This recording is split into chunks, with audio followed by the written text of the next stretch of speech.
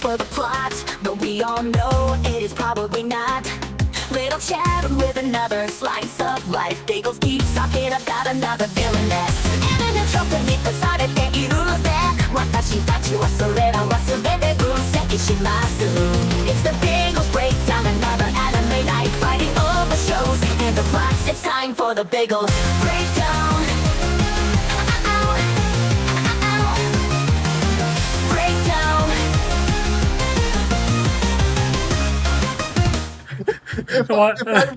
He was on stage and then it boots him off. Because he wasn't in the scene. I agree. Oh, that was Biggles' technical difficulties. It wouldn't be a stream without him. I really genuinely appreciate that. Not 1 minute into me coming back for this show, Biggles is making me feel right at home. You know what's really funny is he's all like, fix your stuff, and then like 30 seconds later, everything breaks on him. Well, it was like, you can't remove him from the scene or you're going to kick Lethal out of the entire thing. And I was like, okay, I'll leave him there. Aura farming. What's up, everybody? So I've been telling everybody that Lethal was actually episode 1. Lethal was actually episode 3. So I've been wrong. I have been wrong. So Lethal, I'm still glad you're here. I'm sorry. You lied to me. You lied to me. I thought you He were lied to episode you 1. to get you on. That's the only reason, to guilt you. He only lied to you because he loves you. That is true. That's what I tell people as well. Yeah. That's what I tell people that I don't like. I only lie to you because I love you. People you don't like, though. Yeah, this is episode 100. Congrats. And it's almost like 3 years ago that we started. Yeah. It was a good one. See Chunk. I see Muffler Tape. I am seeing Marcel.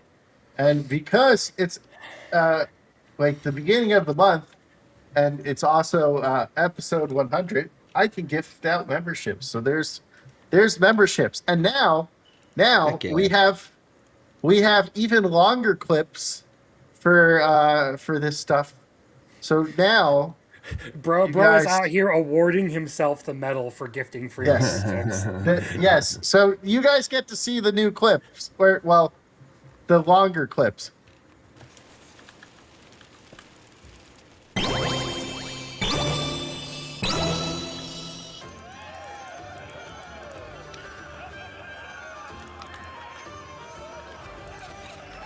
Please, just address me as Zenobia.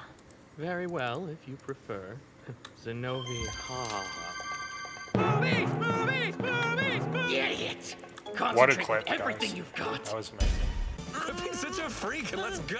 I haven't seen this one in a while.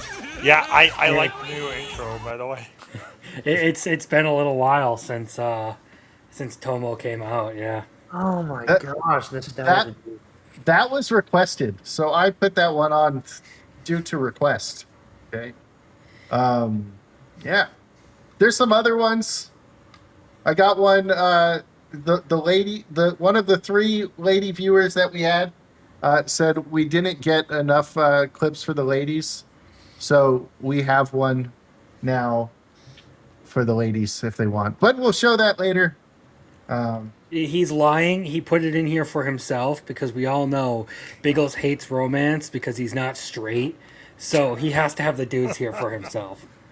Oh my god. Exactly what he just said. Biggles can't quit you. That's Hey, look, I'm already representing the romance anime today, so. Isn't he a Fitz enjoyer? Absolutely not. Absolutely not. Number 1 Fitz enjoyer. Look, everybody who's invited on Biggles' stream is a man of culture, and we know Exactly. Except for Biggles. Well, okay, that begs the question, little Chad, are you watching the new one that's out this season, Kamui? He's right behind you. I have not watched that one yet. I've been trying to keep up with the quality work that is.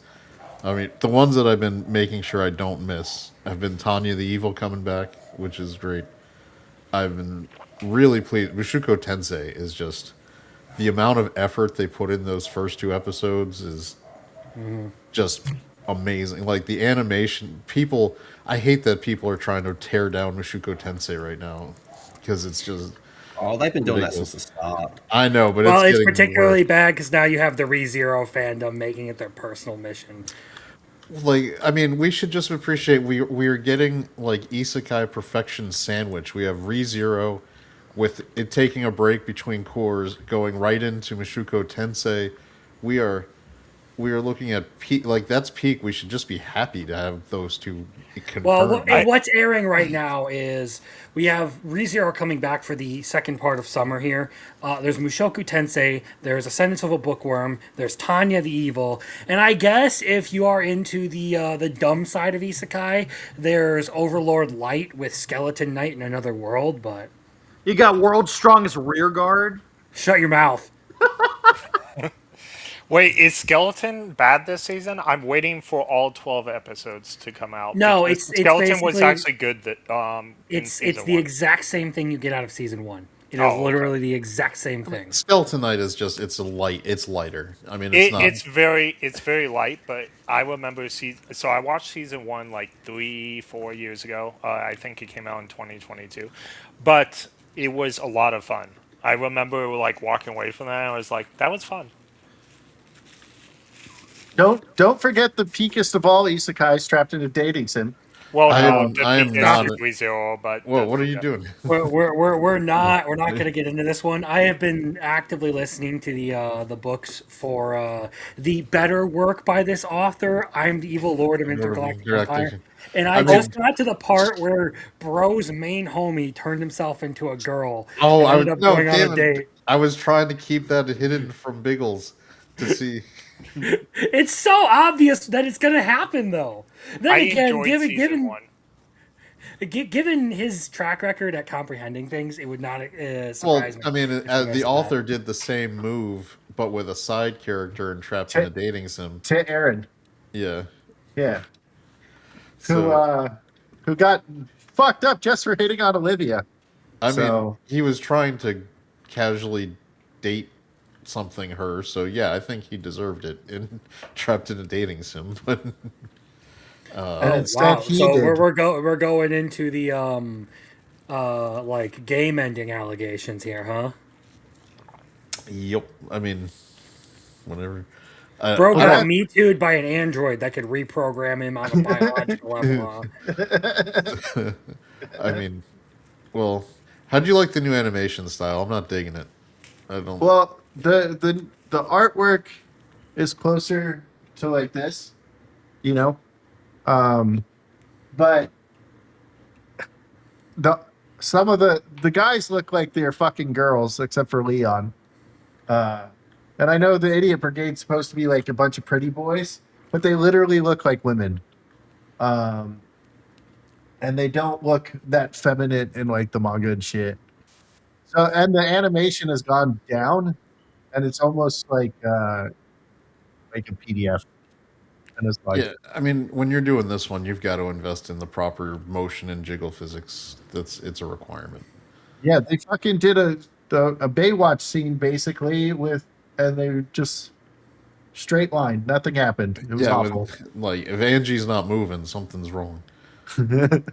All right. Well, let's introduce everybody. So, Lethal. Hello. Say hello to the people. What's up? I'm here for the 100th episode of the Biggles Breakdown, motherfuckers. 100. That's impressive, and congratulations. Congratulations, Biggles. Hopefully another 100 more, eh? Yeah, let's go for another 100. And I'm so glad that Lethal is here, because Lethal's one of the people that got me back into anime. And if it wasn't for Lethal, who knows where I would be today? I'd probably still sorry, be everybody. I'm probably sorry, still everybody. just be gaming. Yeah, I'm sorry, everybody. He probably have you might have actually saved this man because like he might have given himself another concussion. We don't know. That is possible. I passed this evil on to everybody else. All right. The Doctor, go ahead and introduce yourself. I'm the doctor of anime. I run the Hinkley Studios, and that's about it. There you go. Quick and easy. Yep. This man, Arceus. Hello, I am Arceus. I met Biggles. Would I say about like a year and a half ago? Possibly. I think it was around like 2025. Yeah, I think it was like winter 2025 season. We first started like talking on Crimson's channel. Um, yeah. If you don't know me, I do anime reviews, and I go on people's podcasts and talk anime with them. All right. Now to the co-hosts, making a triumphant return for episode 100. Little Chad. Hello, how you doing, Biggles? I'm good. How are you? I'm doing good. I had some stuff happen where I just wasn't able to keep doing stuff Monday nights, but I'm happy to have made the arrangements to celebrate your 100th fantastic breakdown episode. And at this point, after 100 episodes, we're confident that you would figure out that who the person in Apothecary Diaries is without being led to it, right? Still not going to happen. He will Wait. be able to figure out who the third sister is. Wait, yeah. so Biggles doesn't know who the sisters are, or is it like he doesn't know who Jinzi is? So or something? no. Basically, do you remember like the second season how there was Shisui? Yeah. He didn't realize who that was. Oh, okay. I mean, I didn't put it together right away either, but like the moment she showed up, I'm like, this bitch is sus as fuck. No, Dude, I knew she was connected. So I've never read the light novels or anything, but I knew right away she was connected to well, it, the and I best knew part. she was going to be like stuck in it. No, but the best part was during the show, we were walking Biggles through because he was like, "I have a theory," and we're like, "Biggles, maybe," and he was just not following. And me and Crimson are giving him every clue, and then finally, it's like, "Come on." At the very end, I was still going into it. I wouldn't stop. I eventually got it, but I kept going. I just heard a sound that sounded like it was like a notification, but I don't see any notifications. So we're going to introduce our last person, our other co-host, Crimson Law. He's our special guest. Cheers to 100 episodes. Woohoo! Cheers! I don't have any alcohol. I probably should have got some. That looked like a fireball. It That's was. like the only drink that I memorized because I haven't had one since I was like 23. I'm 26 now, and here I am with a fireball and a $30 bottle of mead sitting around here. So, Did we miss your birthday, man? I thought, or are you younger than me or older than me? me? Yeah. I'm turning 27 in December. Or not Oh, December, you are September. older. In September. Yeah, I'm a little bit older than you, Okay. and Rolo, and Roman. And But not me. me. Not anyone else here. would- Not anyone else here. Not of the other older people on here. I was like, shit, did I miss your birthday? Like, what the fuck? Like one group, I'm the older guy in the group. This group, I'm just like he's the fucking baby. young, I guess. Hey, I'm not even kidding, Crimson. I thought you were older. You were not around when Toonami originally aired. Oh, no, I get that all the time where people think I'm older than I actually am. I've told this story before, but when Endgame came out, me and my friends stopped at like a Buffalo Wild Wings before we went to the movies and everything, and I was the only person who got offered the beer menu. So I was 17 or something like that. I'm not gonna lie. The first time I went to Hawaii, could grow a beard since I was 14, and I went to Hawaii like when I was 17 or whatever, and I had a full blown beard. I was like in vacation mode. The lady offered me a drink right off the plane, and then she goes, "Wait, are you 21?" And I was like, "No," and she took the drink away. It was. I still get carded to this day at 37 years old. To tell you the truth, you look super young. Like, we all think it. And then me, your host, Biggles. We can I'm at move on. episode 100. Thank you. All right. So there were suggestions of little games we should do. One was to ask us a bunch of random anime questions and have us answer. The example was, "What is or who is your favorite anime dwarf?" And mine is obviously Dwarf Shaman for Goblin Slayer or Dwarf Spellcaster, depending on which part you're reading with his name, clearly. And almost any question you ask me, I could probably try to answer it with a Goblin Slayer person. There you go. Anybody? So basically, every Biggles is preempting everything because he doesn't want to answer questions. He is saying the answer to every question is Goblin Slayer. So if I ask, "Who did you lose your virginity to?" It's Goblin Slayer. Correct.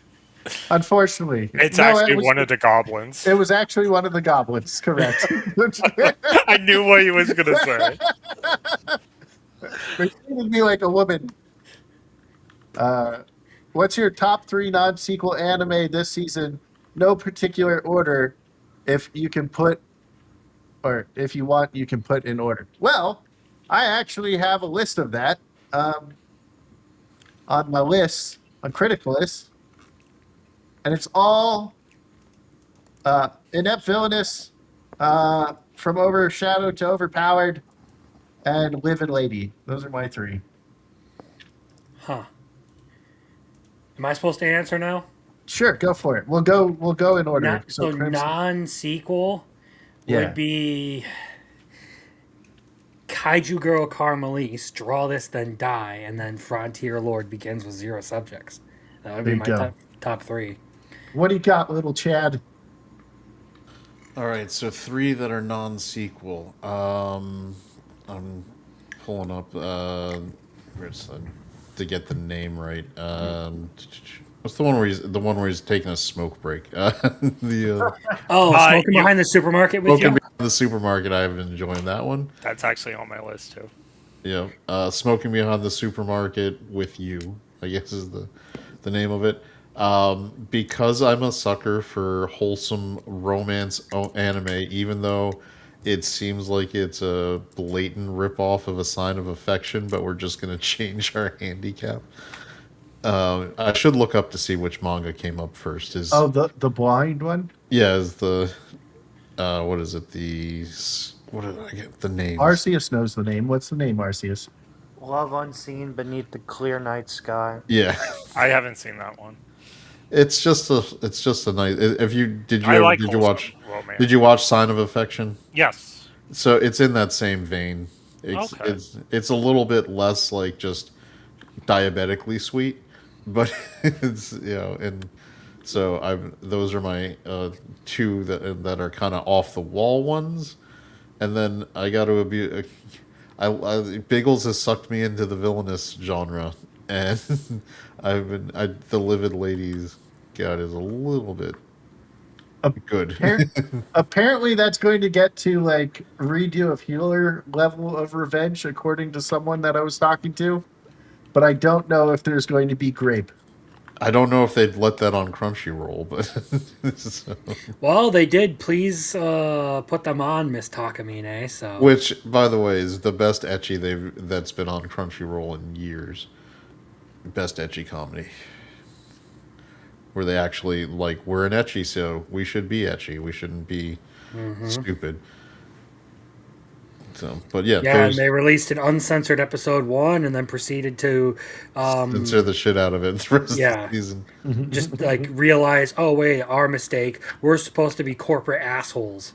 Let's put little like facial icons over the titties every time they get shown. Yeah, well, censor it and then raise the price of your account. Arceus, you go. I know I'm the one that asked the question. It's really tough, but I think I'm kind of boiling it down to Love Unseen Beneath the Clear Night Sky, Frontier Lord and his subjects, and Exiled Heavy Knight. There you go. Exile Heavy Knight is just like a better animation version of I Parry Everything this last week, because it was like parry, parry, parry, parry. Well, he's supposed to actually be a tank, so that it actually makes more sense. But yeah. Yeah. But Man, I'm completely anime only for that one, and man, the villain, the cousin, has such a batshit crazy look in her eyes. Man, it's I really dig the character design for her. If you're a fan of Makima, you'd probably like this bitch. there you go. And I give him credit because I think even though the animation style is not one I generally prefer, I do think for the this is like the best that style of like animating has looked in a long that I've seen. Yeah. It seems like you can tell when the people working on it seem to actually like the product they're making. I really wish something like the beginning after the end had a crew that cared. Oh, I wish that too. The beginning. Oh, that one is such a wasted opportunity. Like, All right, Doctor, have you been watching anime this season? I have like 60 shows, but So you're watching every single one that's out right now? almost every single one. Damn. Not all the 60 shows are fresh with the season though. Well, we only want the ones that are fresh for Yeah, this season. I know. It's actually really hard. So, because I normally grade off a season, and none of these seasons are done. So, if I had to say right now, except for smoking behind the shopping center, the first cure is done with that. Okay, so I'm just gonna go with, I think Blackthorn is good. Torch. Black Torch. Sorry, Black Torch. Black Torch, Smoking Behind the Shopping Center, and what was my other one? I'm not going to say MT because everyone's watching MT. No, that's not a non-sequel. Oh, yes, you're right. It's not a non-sequel. Oh, yeah, Inept Villainous. Duh. That There would you be go. the top. That would be All my right. most exciting one. And now, for Lethal Lightning. What do you I got, only have Lethal? two. I only have two, Okay. and one of them is smoking behind the what's it called? Whatever it's called. Supermarket? It's such a Yeah. good one. Yeah, that's great, and it's so Yeah. easy to binge as well. You can because it's all like half episode length, so you just binge the fuck You out know of it. what's really fun about it though is it's half episode. I didn't even realize till episode 4 I wasn't getting a full episode because they used the time so wisely. I felt like I was watching full episodes. Yeah, it's pretty good. And the other one is the 2026 Ghost in the Shell. I'm really enjoying that. And that one's I'm on what, liking it Amazon? too.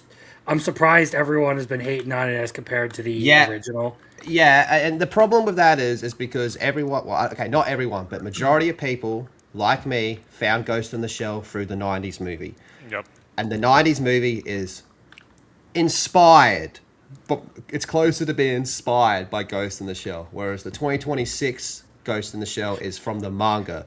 So it's so ironic because, we're all screaming how we want source material to be respected and to be followed more closely, and then we get it so it's nearly panel for panel, and it's not being liked. And do you know what I equate it to, Crimson? It's the same as when people watch 90s Berserk, love it, go and read the manga, then go, what the fuck? Guts hangs out with a little magical girl and has a fairy friend and isn't actually by himself the whole fucking time. It's the same type of problem. Yeah. Yeah, no, it does kind of sort of create a little bit of like an unrealistic expectation because of the changes and all that. Not to say that like that movie is bad. We actually did a show I at the end like of last that movie. year. I watched it. I One like of it the as well. One of the guys that I do my fictionologies with wanted to do it when we did our movie night at the end of last year. Unfortunately, that one got overshadowed over us blasting the guy who decided he wanted to watch Batman Ninja. Ah, so he's an idiot. Fair enough. Yeah. Okay. But yeah. But it was a good movie. think I it's was getting- really happy with that one. But I do personally think that this adaptation that we've gotten out of the anime here is a little bit more my style. I kind of like the goofiness and the art style of it. I like the characterization you get more. And you know what? If you're going to show me a bunch of girls getting it on together on screen, not a problem with me. You know what? As long as it's not guys. As long as it's not guys. Yeah, it is good. The manga You're the panels a bit Summer more full on. Hikaru guys. They probably couldn't have shown it all of it because that would have bumped the rating up a little bit too high if they showed all of what happens on that boat. But I'm actually quite enjoying it, and I think it's getting way too much hate. You know what's really funny about this situation you described is not with all animes like that. So like Full Metal Alchemist Brotherhood is way more famous than the original. So it's just something unique to Ghost in the Shell. People really like that interpretation from the movie. I know people who got into anime strictly because of Ghost in the Shell, and they're unhappy with it because it's not like what they saw in the movie. Well, I would So actually diagnose it as a little bit of the old headitis, where you have a yeah. lot of people who are like up in their own head about how anime just isn't like it used to be, and they don't like the newer, more faithful style because it isn't the aesthetic that they liked when they were young and impressionable and could still like things outside of their specific niche. I'll tell you Which is another. ironic as fuck I because can like agree with that. the old heads, the older heads should be the ones that really like this because it's the source material. So Well, I could I'll give you imagine an back in the example. 90s. Hold on. Hold on, sorry. Oh. So I could imagine back in the 90s, the people that did like the 90s movie would have been calling the people that didn't like it the old heads. The Now they're the old heads. It's gone into a circle.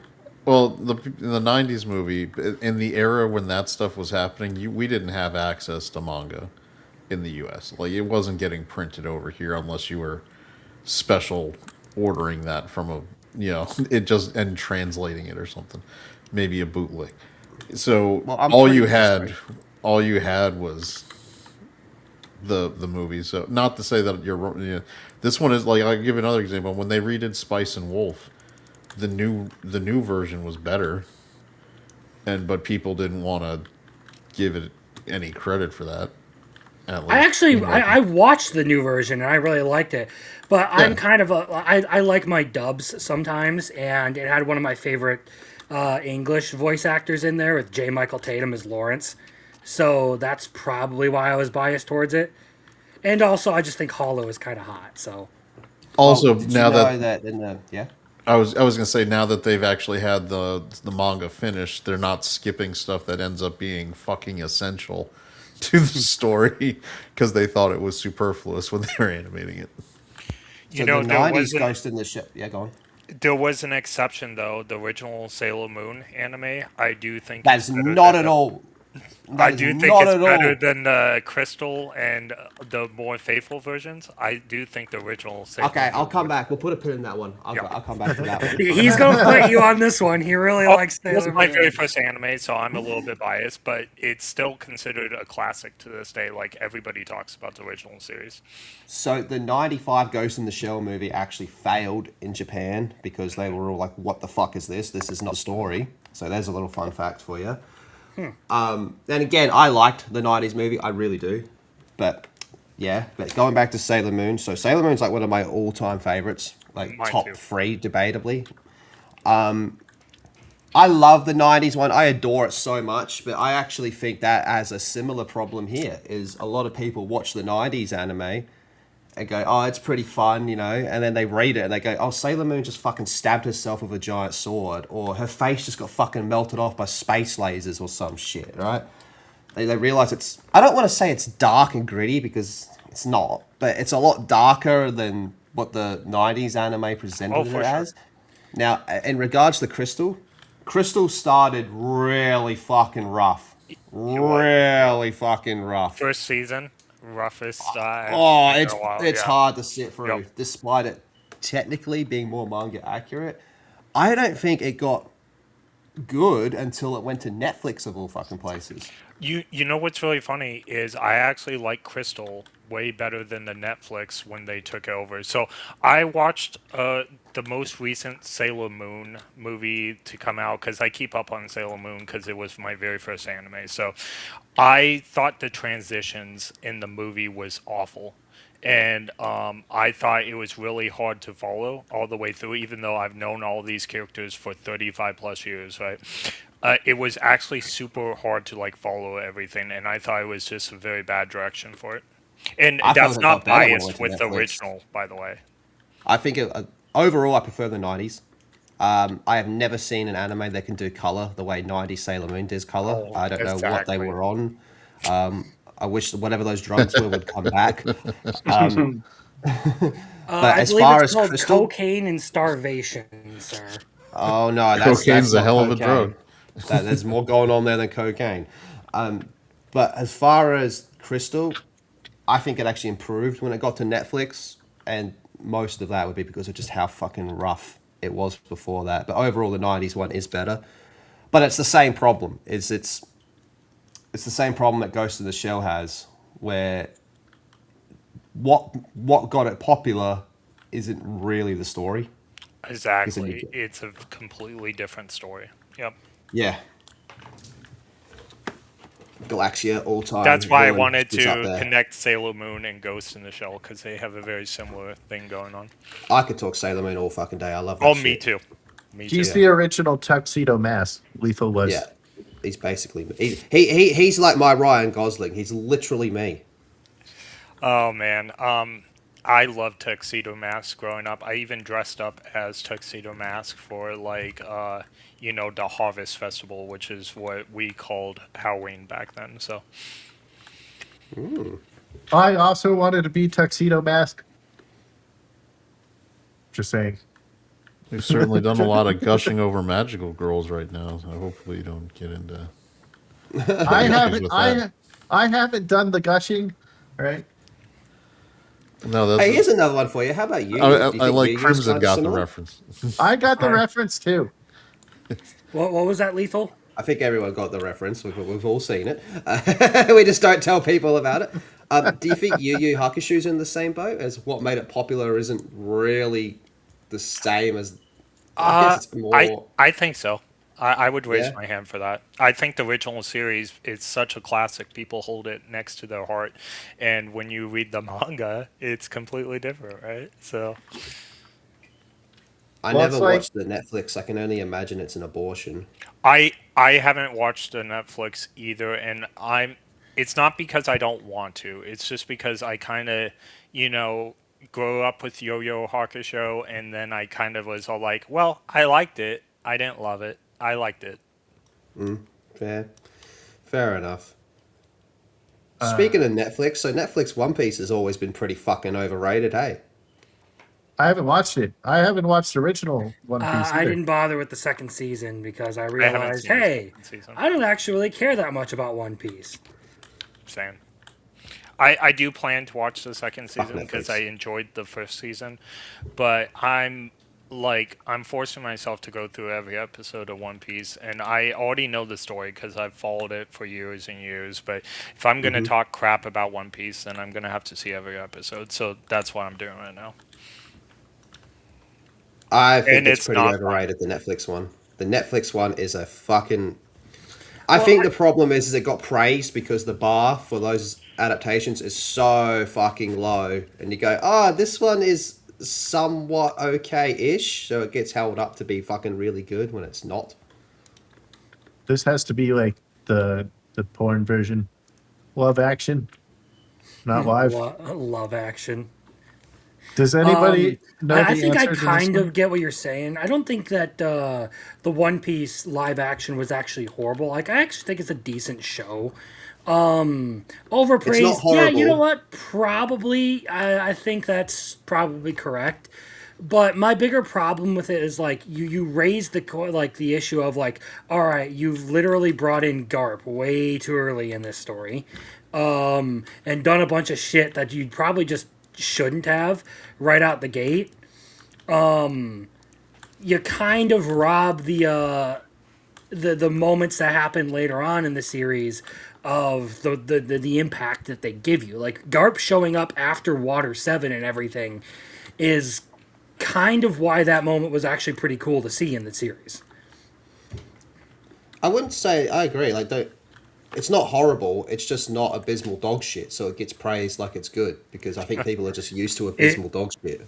It's not Cowboy Bebop, so It's not yeah. Cowboy Bebop. It's not Death Note. It's not Dragon Ball Evolution. So therefore, it is good. It's like the bar is that fucking low. Well, like that you have South to Park remember episode. why the bar is that low, right? They made the Dragon Ball movie, and even though I had fun with it, no one else liked it. You know Yeah, but what? that doesn't mean the one thing. But that doesn't make the One Piece Netflix good. It just means it's not as bad. Exactly. Well, it's more faithful, right? The Death Note movie told its own story. It wasn't what people wanted it. I like when people go off the range, especially with anime and they do a live action. I like that they do something different because I'm watching something different. I don't want to see panel for panel if I see a live action of something I've already watched animated because the anime is going to be way better. Why wouldn't I just watch the anime instead of the live action? So I'm one of the few people that enjoyed the Death Note movie, even Holy though fuck, they exist? yes, they exist. I'm a big fan of the Death Note anime, so don't get me wrong. It's my sixth favorite anime of all time. But because the movie was different, I was watching something different. It was interesting. It's the same with like Harry Potter, for example. I've read all the books. I was an expert at Harry Potter. I was bored for the first four movies, and when they started doing like things a little differently from 5, 6, 7, and 8, I actually thought the acting and everything improved.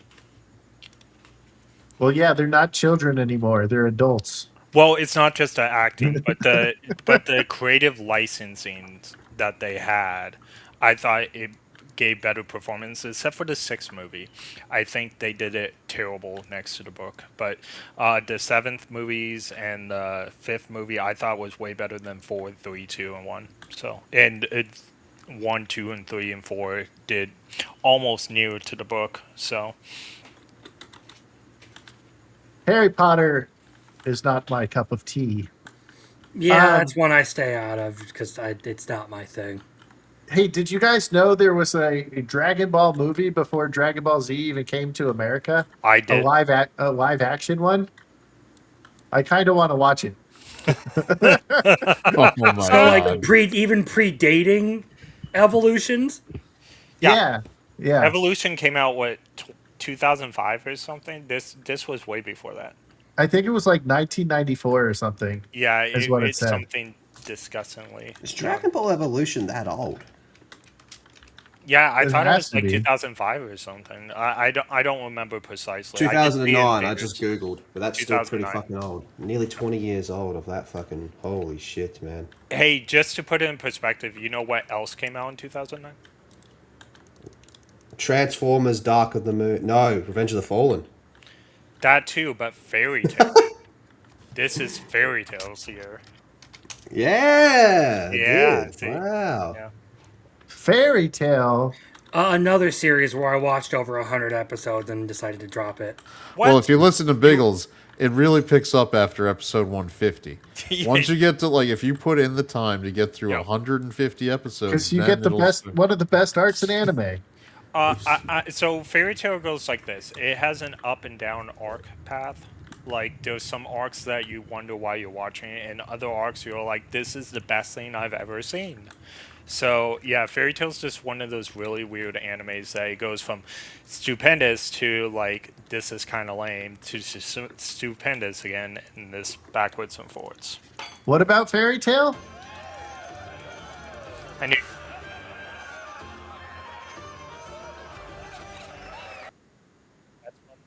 In a time where nobody wants to jiggle them titties, we're brave enough to add jiggle physics. I mean, I would say the golden age of jiggle physics in anime was probably around mid 2000s through about 2018 was the window where they were just like, let's put that money into the jiggle physics, and then it started tailing off and drop when people were like, you gotta take the titties out of anime, man. You can't make it all about that. This is a cartoon. You can't have titties in it. What about the kids? Like, there's Sir, this is Berserk. You shouldn't be showing it to your kids. I feel like you guys are forgetting like 100 Girlfriends exist and My Dress Up Darling exists Okay, and all these. look, I have married no, right actually Okay, now. employ I was it. about to say, hold up. See, you mentioned 100 Girlfriends. That one's a little bit less dirty than something like My Dress Up Darling, which in the manga literally does have Maureen whipping her tits out in several scenes. Oh, I actually didn't. I actually didn't know that. So Yeah, so I'll season like 2, the you know anime when, better. Season 2, you know when like she has Gojo over and she's convinced that he wants to fuck her? When she's changing her underwear and everything in the manga, she's just sitting there in nothing but panties with her tits out. Okay, well, I'm glad I didn't read the manga then. That's a little bit too much. Speaking of manga, Crimson. Holy fuck! Also- How good were those last 3 Berserk chapters? How fucking good were those last 3 chapters? I'm behind on reading. I have not caught up with it. Fuck. Yeah, I'm sorry. There are other people around here who probably know what you're talking about, but I have been falling behind on everything because I got shit that I gotta do. Best 3 chapters. I've gotten Since- kind of the since the cliff notes unfortunate and death. like I know a little bit of what's going on, but I don't have a lot of the context for it, so I don't want to make any assessments of it until I've actually read it for myself. Everyone's spitting on Griffith. Puh! Piece of shit. Puh! Yeah, the bitch ass fucking Griffith deserves it. Like this was the obvious conclusion, man. Like you're a post turtle. What the fuck are you talking about? Acting like you're the king of the world. Hope he gets fucking gangbanged by demons. Wouldn't that be the craziest end of the manga? Just Griffith getting the Casca treatment himself. Oh yeah, the new guy's writing it, right? Koji Mori. Yeah.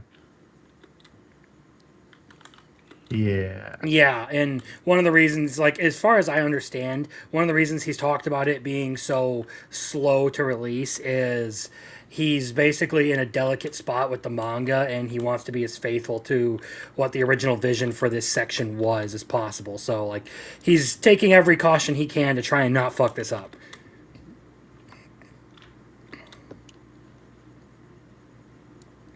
Hello.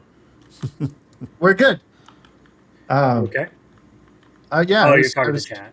I was pulling up chat. Just because we have a panel doesn't mean we can ignore chat. I ignore chat whenever it's convenient for me. I like being bullied by women. I have the perfect anime character for you. Her name is Goa. You're welcome. Shy Hero. Check it out. There you go. It says, I like being bullied by a woman. Asuka fan detected. All right. What? Oh, wait. Hold on. Is this him? I did degrade myself for money. You just weren't there. I'm not advocating for it, but wasn't Biggles supposed to degrade himself in some way for money? He said he was going to pole dance for us for $20 super chats. That's what he said to me. Yeah. Close. I have photographic proof of this. I said I have shaken my ass for $20 before. So there you go. I don't have a pole though. So you'll have to. All right, well, get up in your chair and start, just throwing it back, dude. You'll have to wait for the twerking on the chair then. But for $10, you get all the titties.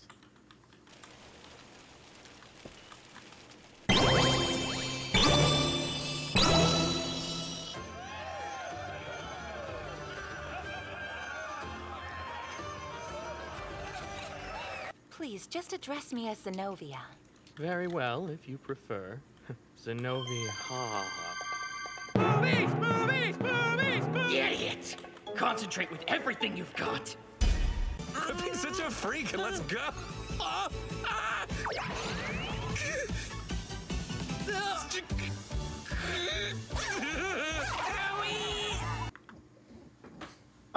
Also, we'll give him this one too. A cock-holding date with a human?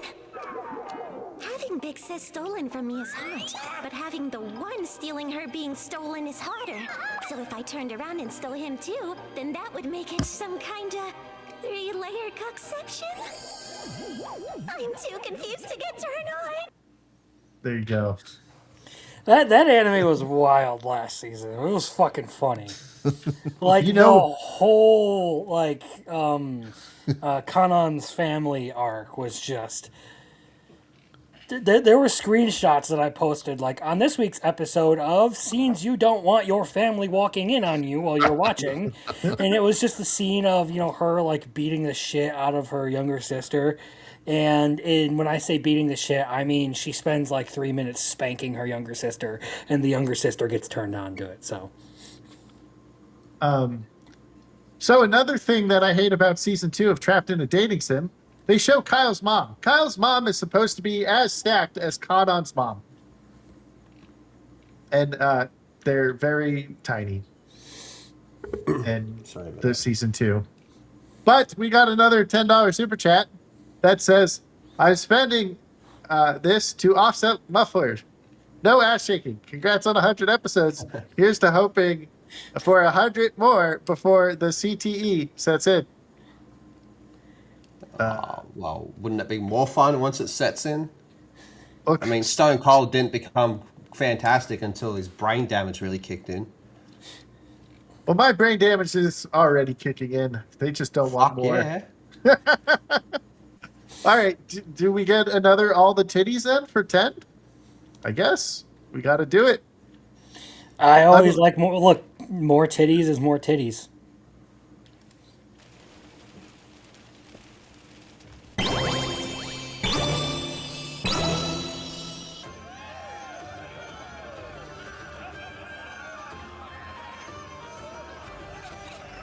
Please, just address me as Zenobia. Very well, if you prefer. Zenobia. Movies, movies, movies, movies! Idiot! Concentrate with everything you've got.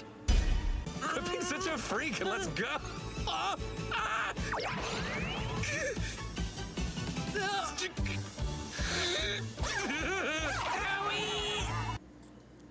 We also have Alia's feet for you crazy people. You just have to ask for it with money. But just kidding. So, what do we got now, guys? What do we want to talk about anime wise? Anything special? Has anybody read a manga and then watched the anime and was like, man, everything is gone? Where's all the good parts? Like for me, it's Genius Prince, the booby clip. 91 pages of the is cut before ever entering the story in the anime, and then it skips so much shit.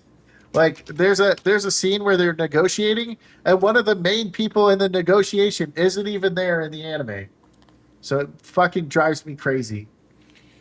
For me, I've never read a manga that wasn't in anime because I will only pick up a manga if an anime like gets canceled after a season or two and I really liked it.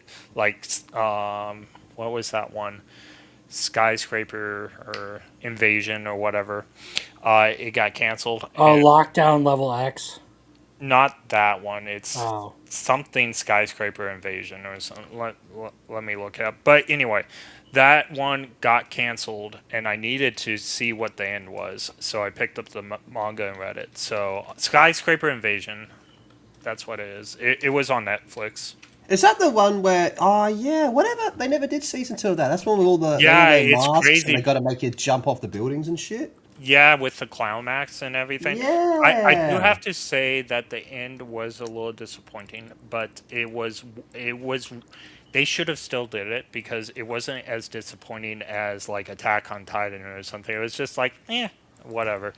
But like it's series like that, I'll pick up a manga because I really wanted to like know the end of it. So if a manga like there's another one that I'm gonna read, and it is Seventh Time Loop, one of the best anime I've seen in a long time, and I saw it years ago, but one of the best anime I've seen in a long time, and they'll probably never ever make a second season for it because it was only made to sell merchandise. But man, they put so much heart and effort into it, and yeah, I'll probably end up reading that.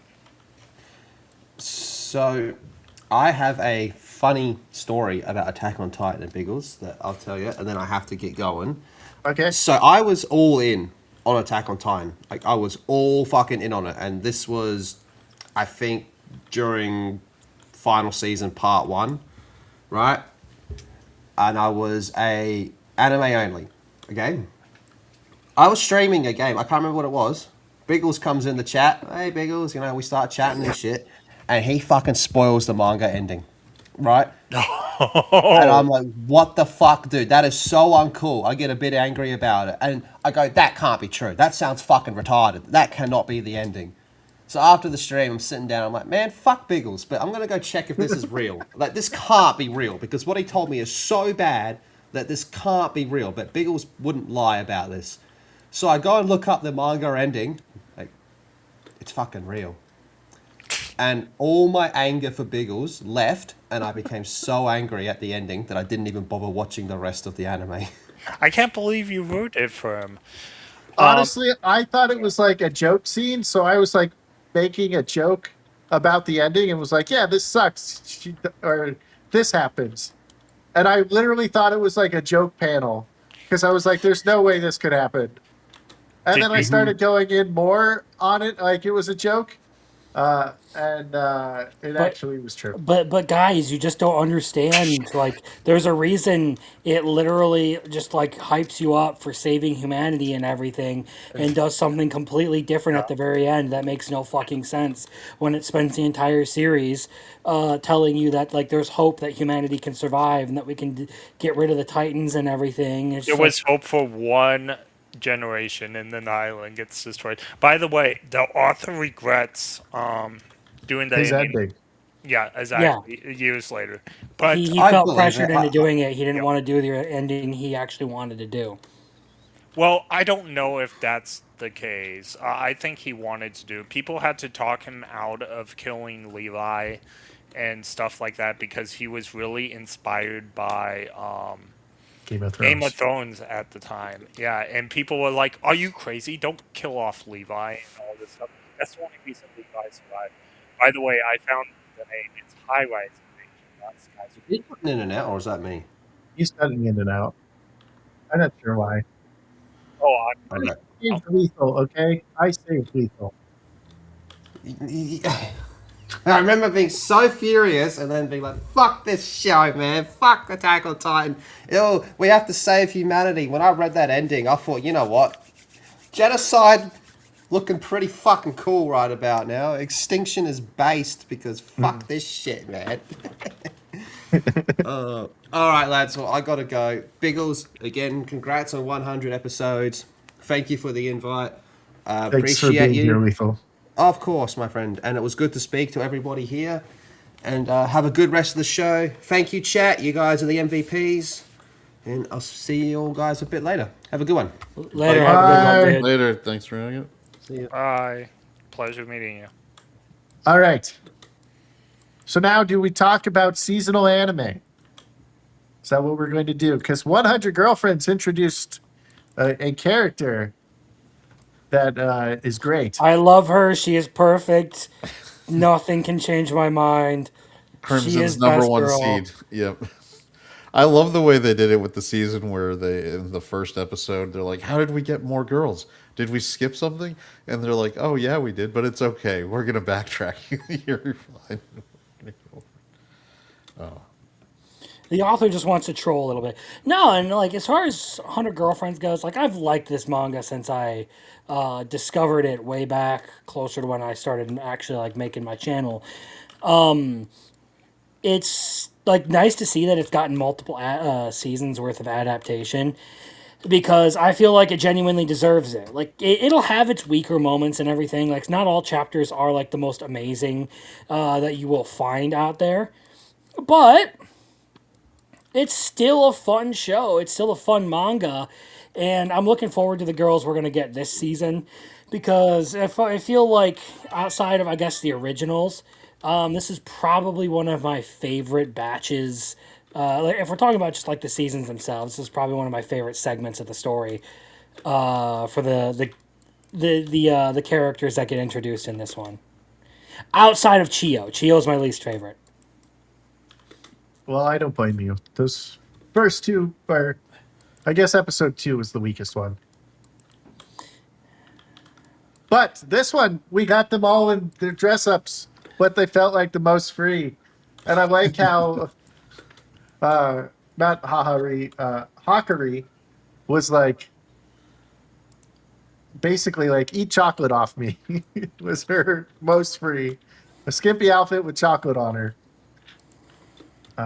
I thought that was hilarious. And then Mei Mei is me, basically wearing her normal outfit. Yeah, Mei Mei wants to be like me. That's been an established thing though, where Mei Mei has always kind of admired me as a person. So like, that's not really a whole like surprising element to it. I wasn't saying it was surprising. I liked it. Shizuka as a little princess. Um, what was cursory, right? The little Kusuri put herself in a jar. yeah. Okay. It's not safe for She other chose the people. jar. So you know what? Dumb kid can. Well, actually, she's almost 18, if I remember correctly. Which is Yeah, she's like kind of weird one to of think the. about.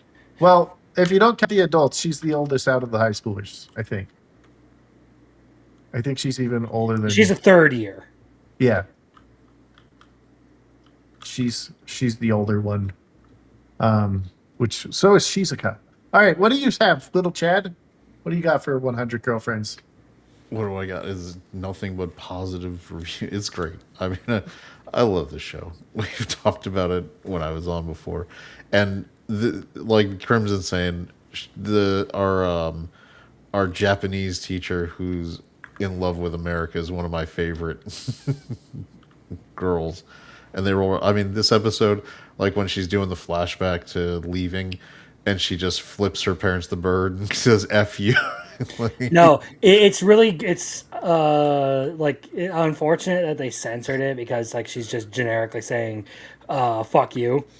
In the manga, she can't even say that correctly. She literally says "fark you." nice. But I mean, there's some other ones that I think are gonna be. I don't know. Like, I'm trying to remember which other ones we should be getting this season. If are we gonna get our drunk teacher? No, she will not show up until season 4. Oh, We're okay. gonna get Kendo Girl. Ooh, Kendo Girl's another really good one.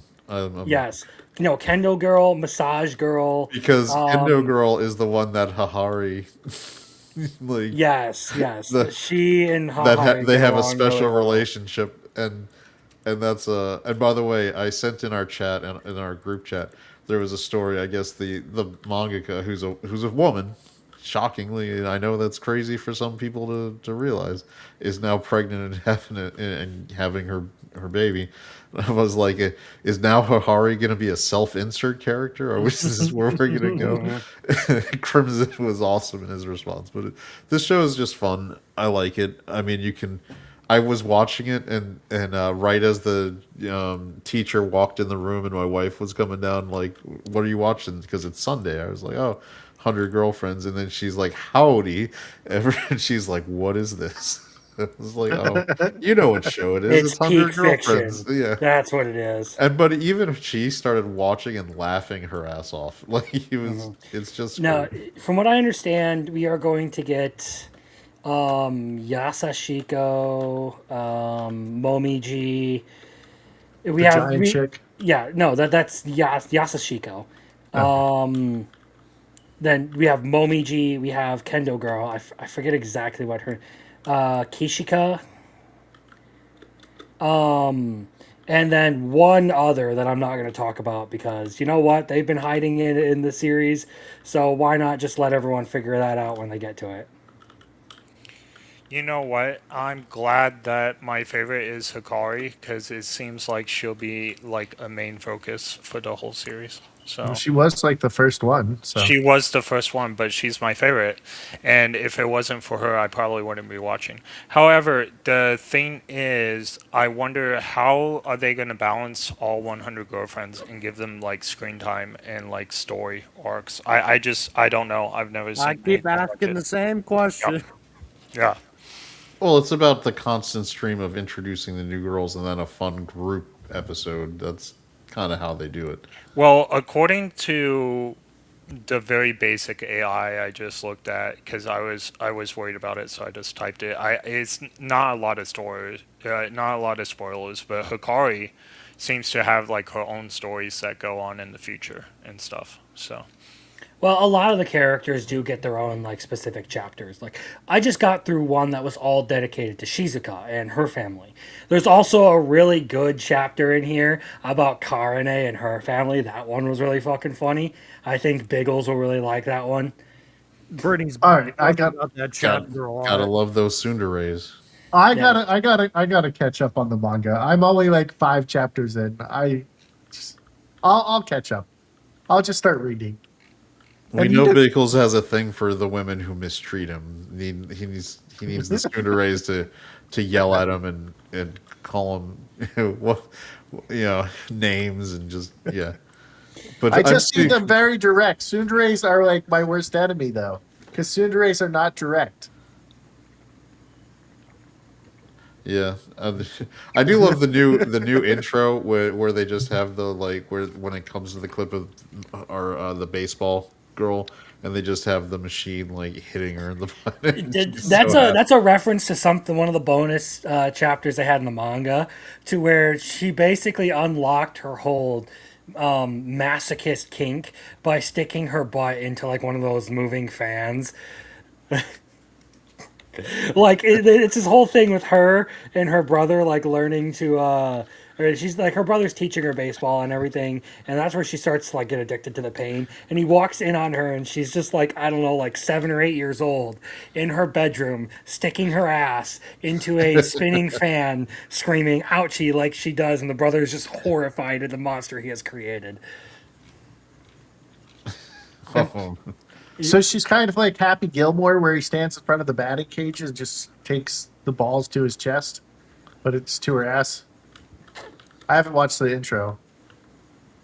You don't watch the intro on it? I haven't watched the intro. I usually don't watch the intro till after the series is over, because a lot of times they spoil shit.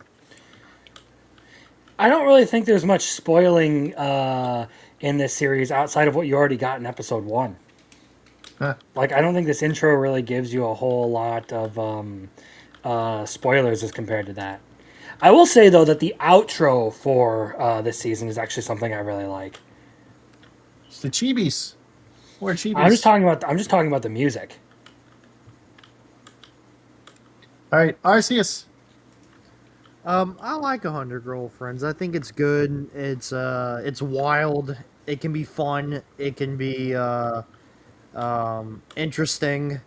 Karane's my favorite. I thought in the new episode, Karane's outfit and Hahari's outfit were fucking great. I like that the mom just wanted to be a fucking student again because she basically didn't have a fucking childhood. I like the characters. It's funny. I watch it with Brittany. She's like way more obsessed with it than I probably ever will be. But it's a good show. I enjoy it. There you go. All right. What's our next one? Mashoko Tensei. All right. I'm going to say something you guys aren't going to like. Ready? you don't like it?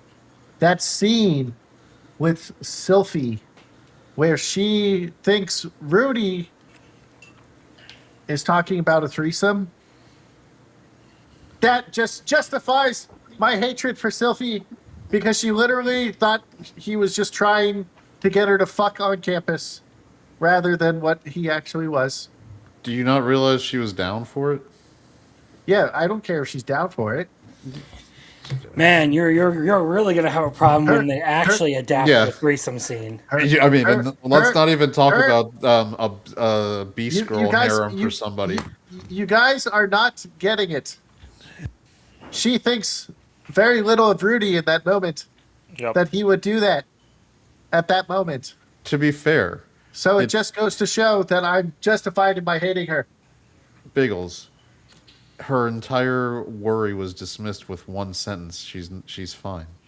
By the way, we're talking about a MC who prays to panties all the time.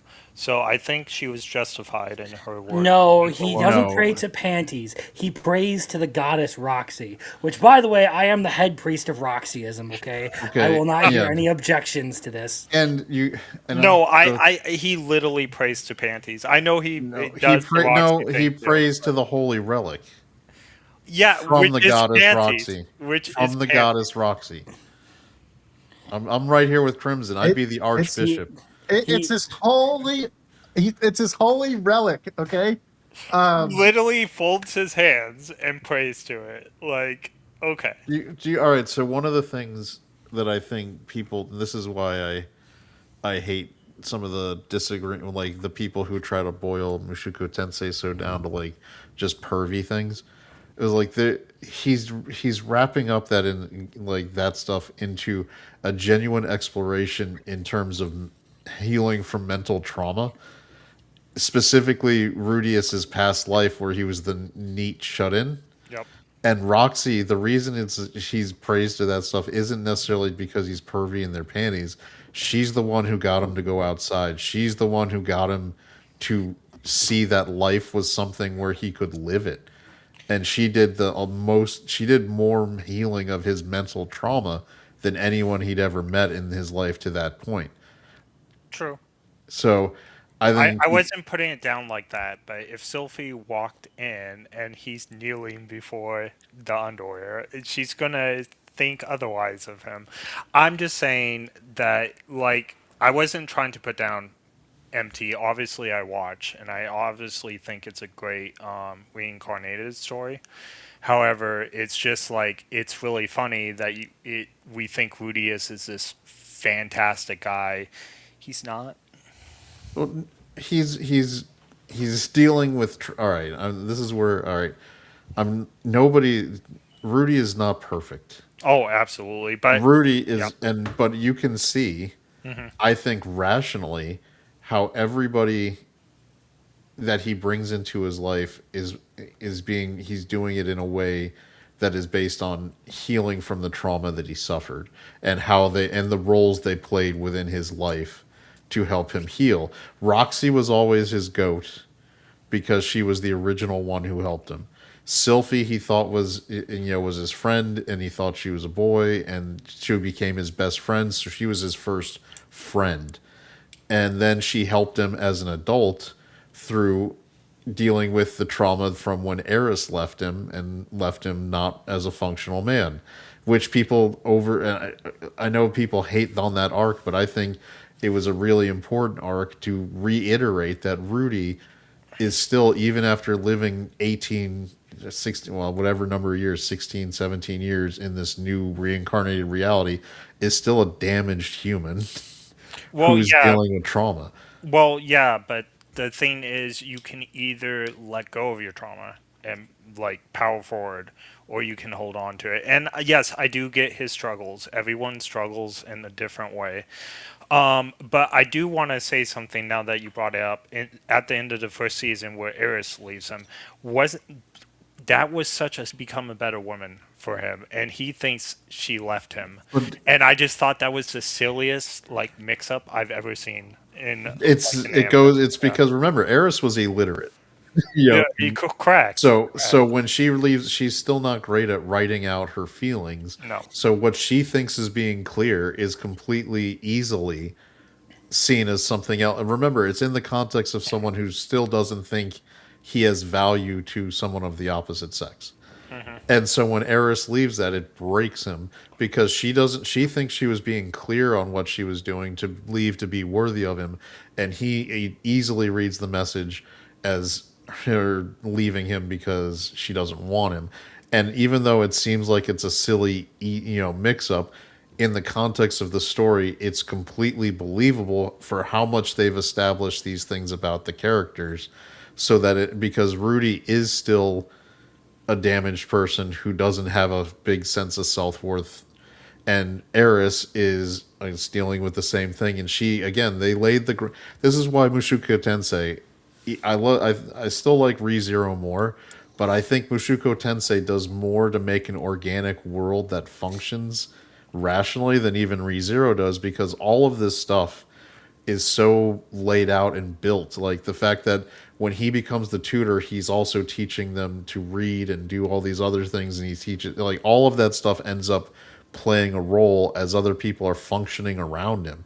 So I think it's. I disagree that it. I mean, I get it. It seems like it's a silly thing where with one conversation the issue would be done, but Eris left, so they couldn't have the conversation. Yeah, that's true. She left. They couldn't have the conversation, but they like there's no way to track her down or anything. Here's the thing. I just how should I put it? I like MT. It's a fun work of fiction. I think the trauma is something that we can relate to on different levels. I've had a lot of trauma in my life, but there's always been a choice with trauma. Am I going to let it eat away with me? Like I was almost married at one point and I let it eat away from me for like 8 years. And then I realized, hey, I can't live like this anymore. Okay. And by the way, God's helped me out in a big way with that. But I look at MT, right? And he's had lifetime and a half to deal with this trauma. Now, like I said, there's some trauma that is horrifying and some people deal with it every single day. I'm not trying to be literal it, but Rudy's trauma is something he needs to wake up one morning and Well, say, "This is not me anymore." so let me counter that then with the fact that this kid's life has been fucked. Where even though he's living his second life, you got to look at what's happened with the teleportation incident, Yep. where then he's immediately got to be completely responsible at the age of 12 for another person. He's like 42 at this point. Well, you can say Mentally, that, he's 42. but he's mentally 42. He's still in the hormonal body, right? I mean, you can't under.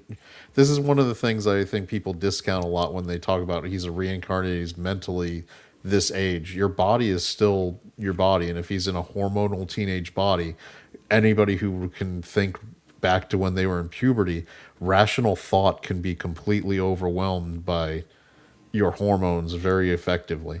I guess I would counter with that, right? If a 12-year-old with a 12-year-old brain has a hormonal body and they somehow make it through all that, right?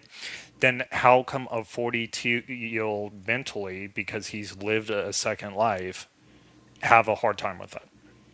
Because Versus a 12-year-old. his first life had trauma too. Yeah, So he's so not mentally 42, whether you say he would have been 42 or not. Like as Crimson describes it in his video, it's basically his mental age stunted, right, Crimson, or something like that. I would argue if we're talking about Rudy as a character, one of the big things about it, and this is kind of like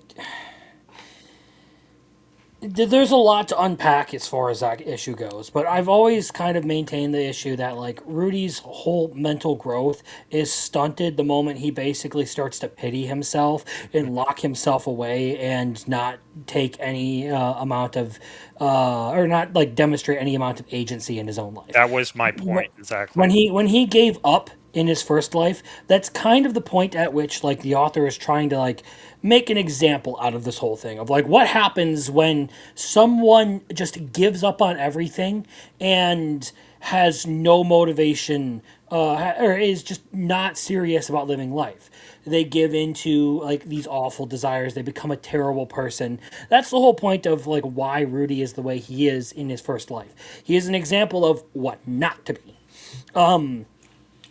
As you get into Mushoku Tensei, and you get into like, not just the nameless shut-in, but Rudy himself, a flawed character, and there's a lot to debate and everything around like the actual morality of the character. But honestly, I found a lot of that lately to be a bit of a red herring because the whole point of the series is one, the idea that people can change who they are over the course of time if given the chance and impetus to do so.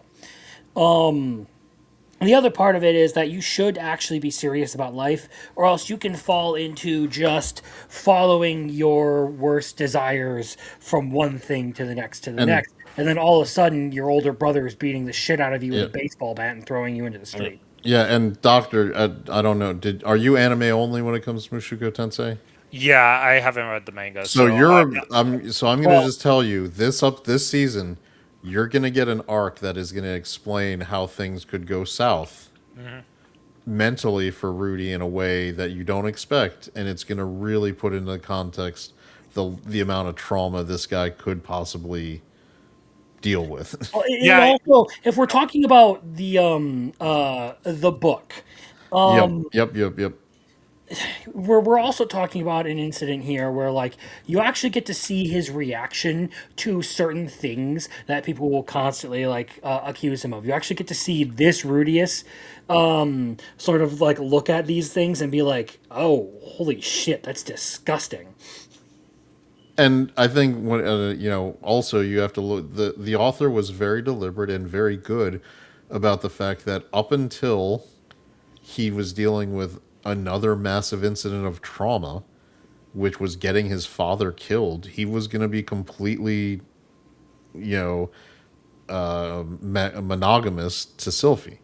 Like the only reason he ended up getting with Roxy in the way he did was because he was going to give up on life after basically feeling like he killed his father, and that his mother was now a shell that had no thoughts and memory. I mean, he was going there to be the hero who rescued oh yeah, his mother.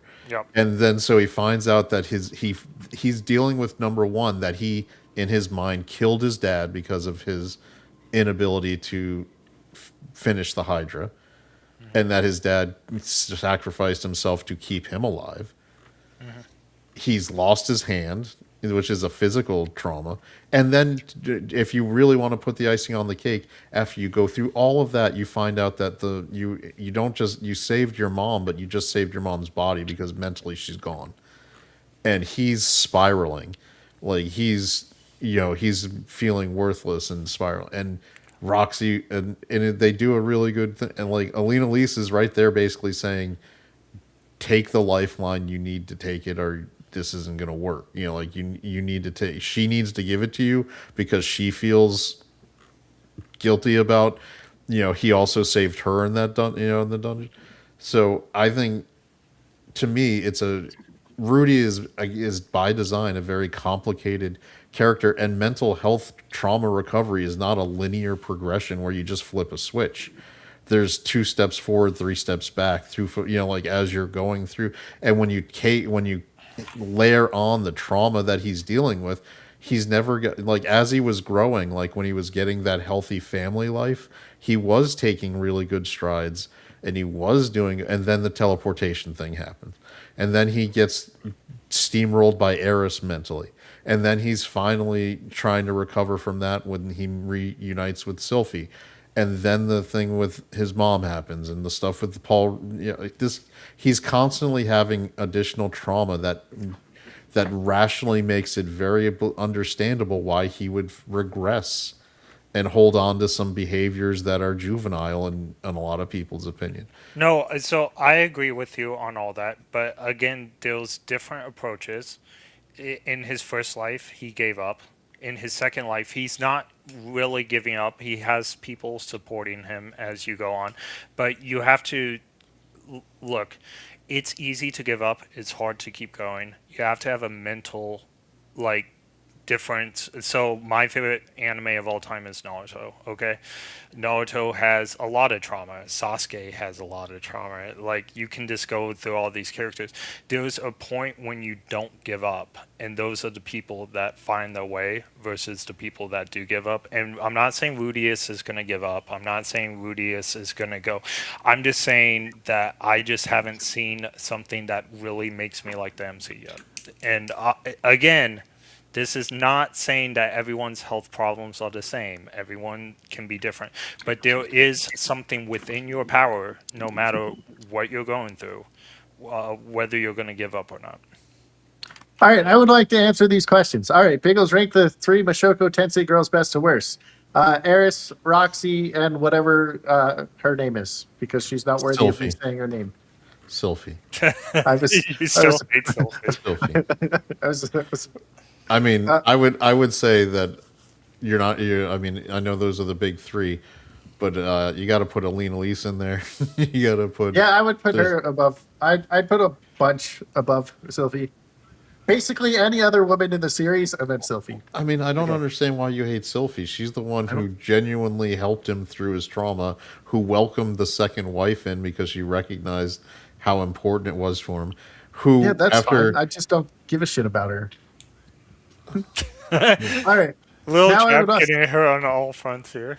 Now it's okay. I love little Chad. Thank I you do so too. much for being here. Yep. All right, let me do this one now.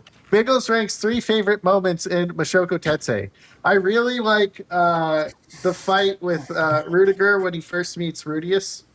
That's I really like that one. The Hydra fight, and then season 3, basically the reintroduction of Eris, where they're doing like the 3 fights back and forth between the 3 girls. the Those Mad are my Dog. 3. Yeah. Yeah, the Mad. You don't not a basically. fan of the Orsted confrontation? That's usually a pretty good one. That's when they fight the god, right? The Dragon God Orsted. Yeah. When you say Yeah, the god, there are a lot of gods in this series. God is a Well, rank. the one that fucking kicks their ass. Yeah, yeah. In the Mushu Kensei universe, like there's gods are ranks, like your, sword Yeah, god, sword god, dragon yeah. god. level is basically a title. Yeah, it's basically like Dragon Ball, right? So, would they Um, have different types like that? I mean, She's just retarded. Exactly. I would love to talk about my favorite moments from the novel, but if I say version 1 and version 0, only one person here is going to understand what I'm talking about. Yes, sir. Yep. All right. I mean, now here's a question for you, Crimson. On the most controversial thing that the author sort of tried to delete, but still says is canon. What do you think about that one? Oh, that's straight up canon. It's I in know Redundant Reincarnation Volume 3.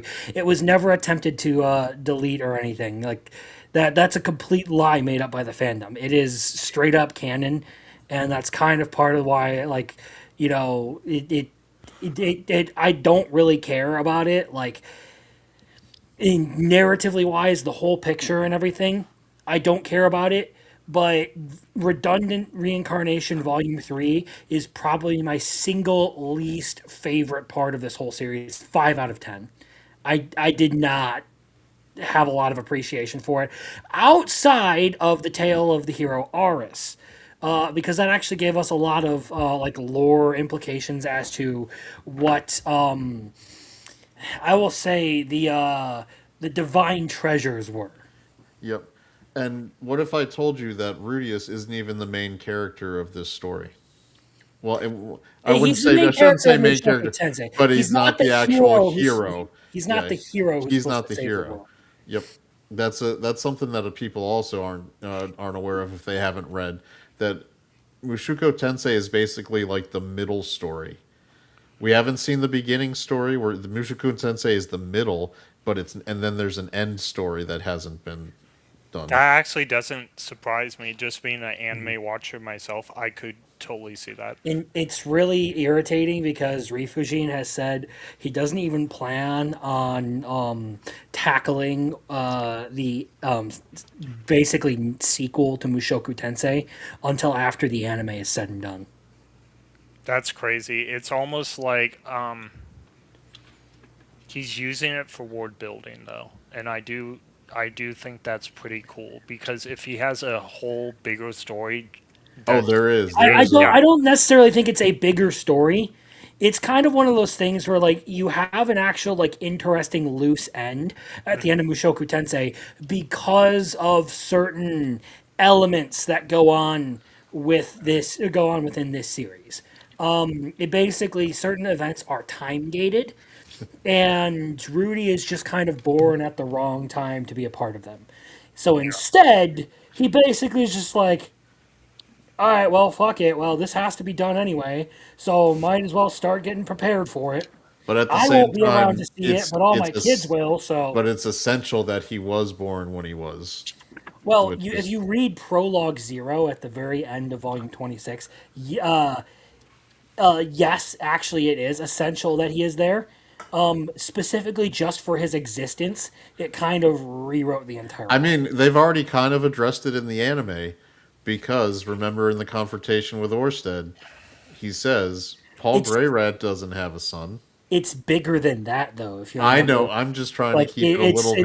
it's so much crazier than that. Just like his very existence is kind of like the monkey wrench in the entire timeline. Wait, so I have a question. So since you guys both read the manga, is the manga over? Like the story's Yes, completely over? the Oh, light I had novel. Mushoku no idea. Tensei Yep. has ended. Yep. The Rudy's story has an ending, and with Volume 4 of Redundancy, that will be like the end of the content for this leg of the story that Refugine has been making.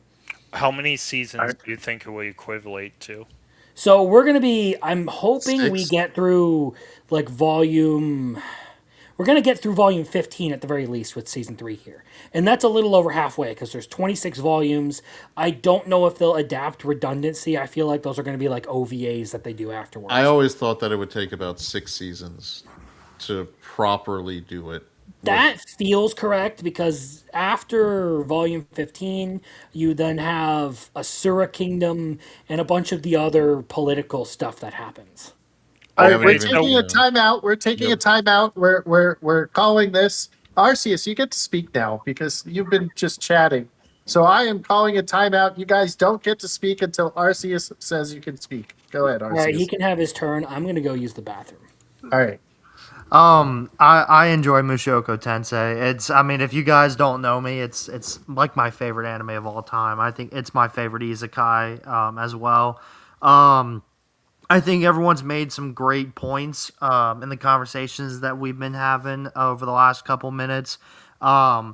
I do think it's kind of, bullshit that, everyone's just kind of arguing about, all the fan service and all the, dumbass shenanigans and stuff. It's just like, dude, it's a fantasy story. Like, get over it. I don't think people even understand the point when they make articles like that because, it's a redemption story. Rudy's just trying to become a better person. And that's just something, like, I respect a lot.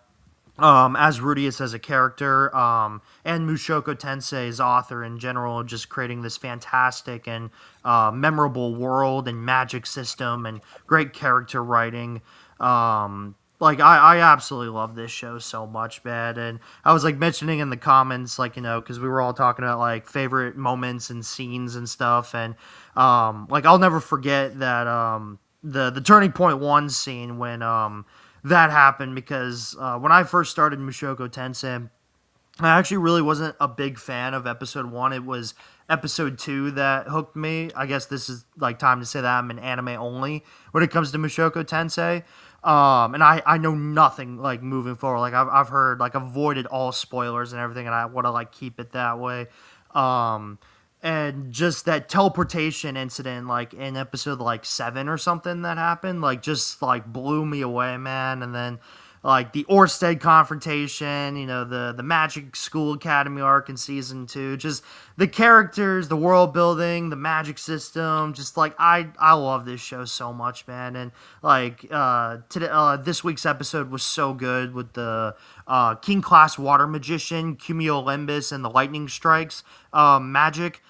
Because as you guys saw when you watched the episode 2 was mentioned basically like this is how Rudy started and look at where he's at now, and it just was like such a great episode. Like I love this show, man. I can't gush about it enough. All right. Are they allowed to speak now, Arceus? Yeah, if they would like to respond. There you go. There you go. You may speak again. You have my permission. That was All right. that's big. No. This is why I mean I love ReZero. I love ReZero. That's probably my favorite one, but I do think Mushoku Tensei is objectively a better one. Yeah. In terms of being the world building is great. You genuinely feel like other characters are living their lives in Mushoku Tensei. Like they are not just existing to be around Rudy. They are doing their own thing and functioning completely, independent, but at the same time with him in this world as it's going. Like when they were in the Demon Continent, Paul was still doing, like when they do show the stories, this stuff is all happening together. The world building is fantastic, and it's genuine, and that's something that I think a lot of the cheap, terrible isekai, it's the number one thing that they get wrong. Like if you're in an isekai, you're in a new world. You got to have an independent, functioning world that is really, a genuine, has its own rules, has its own laws, has its own culture. And a lot of times it's just like, hey, generic fantasy setting. Let's put our overpowered reincarnated person in and just give them a harem. And that's all you're gonna. So, go ahead. No, I was gonna say now in the fact that people would the counter that you'd get from some of the haters online was like Rudy does have a harem, and it was like you're not understanding that each one of them slowly develops and has a specific trauma based reason to be in his life as a relationship, and it's not easy for him, and it does cause him very negative consequences as these things are happening, and his life is not necessarily better for having a stable of women or whatever you want to describe it as. Well, actually, that's a real life thing, including in the Bible and stuff. King David had problems with harems, and so did Solomon, all kinds of stuff. Which is why Biggles Sylphie is important, because he's actually the mediator for a lot of those things. Yes, She ends yes. up being... I know her role. I just don't give a shit about her. Well, on the point of ward building, I do agree MT does have great ward building. I wouldn't say it's way up there. It's probably in the top 4 or 3 in ward building that I've seen. If anyone here has seen Reincarnated as a Slime, I do think that is possibly the best ward building till we see it in ReZero. Now, I don't know if anyone's read the light novels ahead of time, and I will not spoil anything, but I will say that there was a lot of the ward of ReZero that will come into play. Oh, yeah. I mean, we're up to Arc 10, I think. Arc 11. And Arc 10 is going to be like 30 I mean, years. and we've talked about it. I think before I took my sabbatical from the show, they had just done the owl reveal. Yep. Yeah, which is, I mean, there's so much, and in the anime they hint at it now because they're so much further along in the light novels that if you watched season 3, they peppered in, especially in his fight, a lot more kind of foreshadowing of the real. Yeah, they did it on purpose. The cool thing about ReZero is, like, once you start getting to Arc 7, you have, like, years of content as far as, like, the light novels, because Arc 7, Arc 8, Arc 9, and Arc 10 is so long compared to the first 6 arcs. Well, if we're talking specifically light novels, there's actually not much of Arc 7 that's out right now for official releases. Well, no, I'm web talking novel, about, like, the source material. material. Web novel. Yeah. Oh, by the way, web novel, there is tons of stuff there. Yeah, I don't. So I wasn't on the show, Biggles. So, how'd you like my favorite Scorpion? Your favorite Scorpion? Does that still not? You haven't figured that? All right, cool. Never mind. Wait, you have to tell me way what to just show we're talking hit about. everyone over the head with that one. Nobody in this group has talked about it. I have specifically not mentioned anything regarding that because I want it to be something that they experience for themselves. I'm sorry that I didn't. They said it in the fucking show, and so I thought people would figure that out. She's made jokes about it, but they've not actually shown you what exactly is going on there. Correct. All right. Well, I know Biggles still won't figure it out, so don't worry. That'll be in I don't even know what show you're talking about. ReZero. Crimson, you should have just let him not know. He still won't know. Yeah, I'll probably forget about it tomorrow. He still won't fucking figure it out. Like going back and going through Arc 6 for a second time, I've been like, yeah, it was pretty fucking obvious this whole time. I don't know why I didn't pick that up when I was reading the novels. I was just sitting there, like, at the end of Arc 6, I'm like, well, that was a fucking crazy twist. I'm not gonna lie, I love ReZero. All right, let's stop talking ReZero. ReZero's not even out right now. Fuck you! It's ReZero time. It's coming out in like 3 weeks. It'll be. We can talk about it in 3 weeks. Little chat can come back on the channel in 3 weeks. Wait, are you inviting me to come back for ReZero? Sure, we'll only talk about ReZero, and you guys can go. I'm sorry that I'm sorry Yeah. that we're not talking about Renakaiju. We'll talk about Clever.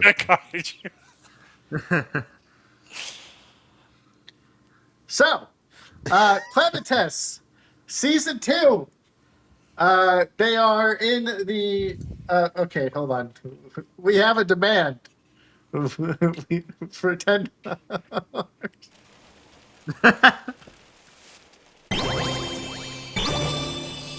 You're paying for Biggles chicken fingers.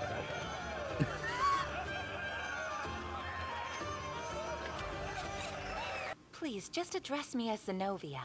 Very well, if you prefer. Zenobia. Movies, movies, movies, movies! Idiot! Concentrate with everything you've got. Quit being such a freak and let's go. Ah, ah.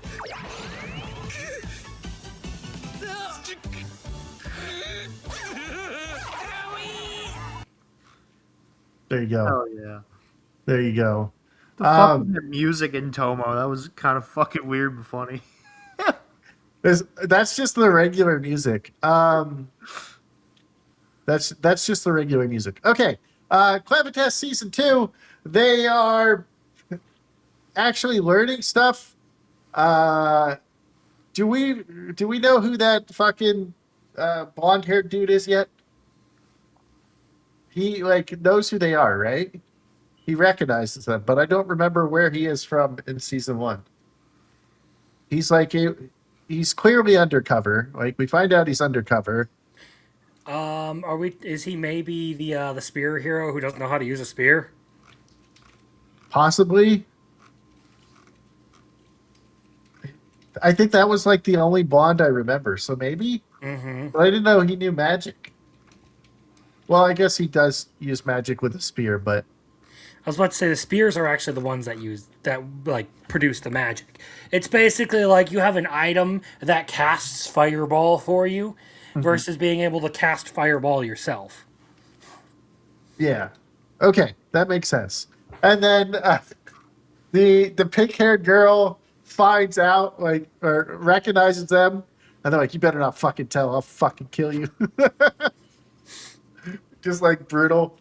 Mm-hmm. Well, I've actually enjoyed this season of Clevites. There's been a lot of commentary that I've heard just in, whatever circles I happen to find myself in about how this is the least favorite part of Clevites. Everyone talks shit about this arc, and I'm just sitting here nothing bad has happened yet. What's fucking wrong with this? Are you upset that they kind of deviated from the original sort of idea to Clevites? Do people not understand that series can kind of pivot and do different things and have different segments do different things? Sometimes stories evolve like that and they take on different elements than what they start as. Obviously, Clevites was not going to be this one big long adventure where you have basically a better version of the Mandalorian carrying around their Grogu. That wasn't going to be the entire series. There was obviously going to be a point at which they would actually have to deal with the magic, the Book of Toa and everything. So I don't know, maybe this is just one of those things where people are upset with it the same way a lot of people didn't like ReZero Arc 7 because there were a lot of new characters and not a lot of the old cast in it. Yeah, that happens a lot to I realize when I talk to people, because a lot of people, I guess, from what you were saying the other day, Crimson, with me, is most people watch it for the characters, and then when you don't have those characters, they don't like it. Kaiju number 8 episode or season 2, when it went to the first division, a bunch of people were like, "We spent all of season 1 learning the third division, and now none of them are in it." Or this one, kind of how it goes to a school. It's kind of like Mushoku Tensei that we were just talking about. How I said season 1 and season 2 felt like entirely different shows, because one was more of a school setting in that first core of season 2, while the other one was the adventure. Not saying that I didn't like season 2, right? Because season 2 has some badass parts, but I was like, oh, this is entirely different than season 1. So I feel like maybe that's why people don't like this one, because a lot of people just want action, and now they're in a school. You know, so I don't know. I like it. I'm having fun with the season. So basically, we're at the point of just, all right, well, I guess people don't really care about having, a story anymore. Well, you know what? That would explain the popularity of solo leveling, because now they could just self project onto the empty shell that is Jinwoo. By the And like way, watch the I, same dog shit action slop arc over and over and over again, where the Oh Jinwoo just yeah. like hits the the boom box and just starts playing funk music, and he's just like doing the moonwalk back there and bitch slapping people over and over again. It's like, oh yeah, this is the greatest thing ever. It's so awesome. It's so great. Like this is peak. It's peak. It's peak. Shut the fuck up, please. It's always been peak. the For the best love thing of about solo God. leveling is sister leveling and the This is true. the additional seasons that they've come out with, which are just getting better So, each time. Solo leveling would be nothing if it didn't have A1 animating it. If you had a cat animate solo leveling, everyone would tell you that it is the single most dog shit anime to have ever come out. Oh my goodness. And if you It doubt is that, entirely carried by well, animation. yeah, I was about to doubt that. Just if you want, if you doubt what Crimson's saying, One Punch Man, season Who's one to bluff? season. I heard Oh, that smoke alarm. It wasn't Biggles. me. It wasn't me. I'll fix it. Give me a second. I, Oh, I don't even think I have a smoke alarm in here.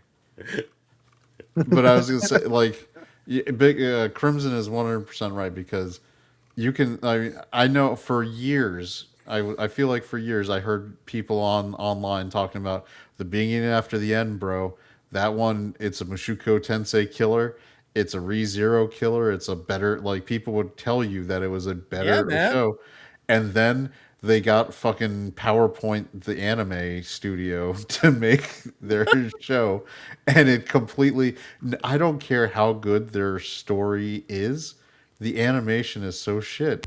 It's not. No one's cares about it. So Didn't it make Clevenger, the writer quit? the writer shut down. Yeah, he just like Yeah. because people hated the animation so bad. I think he got suckered. Like and Well, sometimes I here's the don't blame thing. him. Crunchyroll approached him and gave him a Yep. list of studios to work with.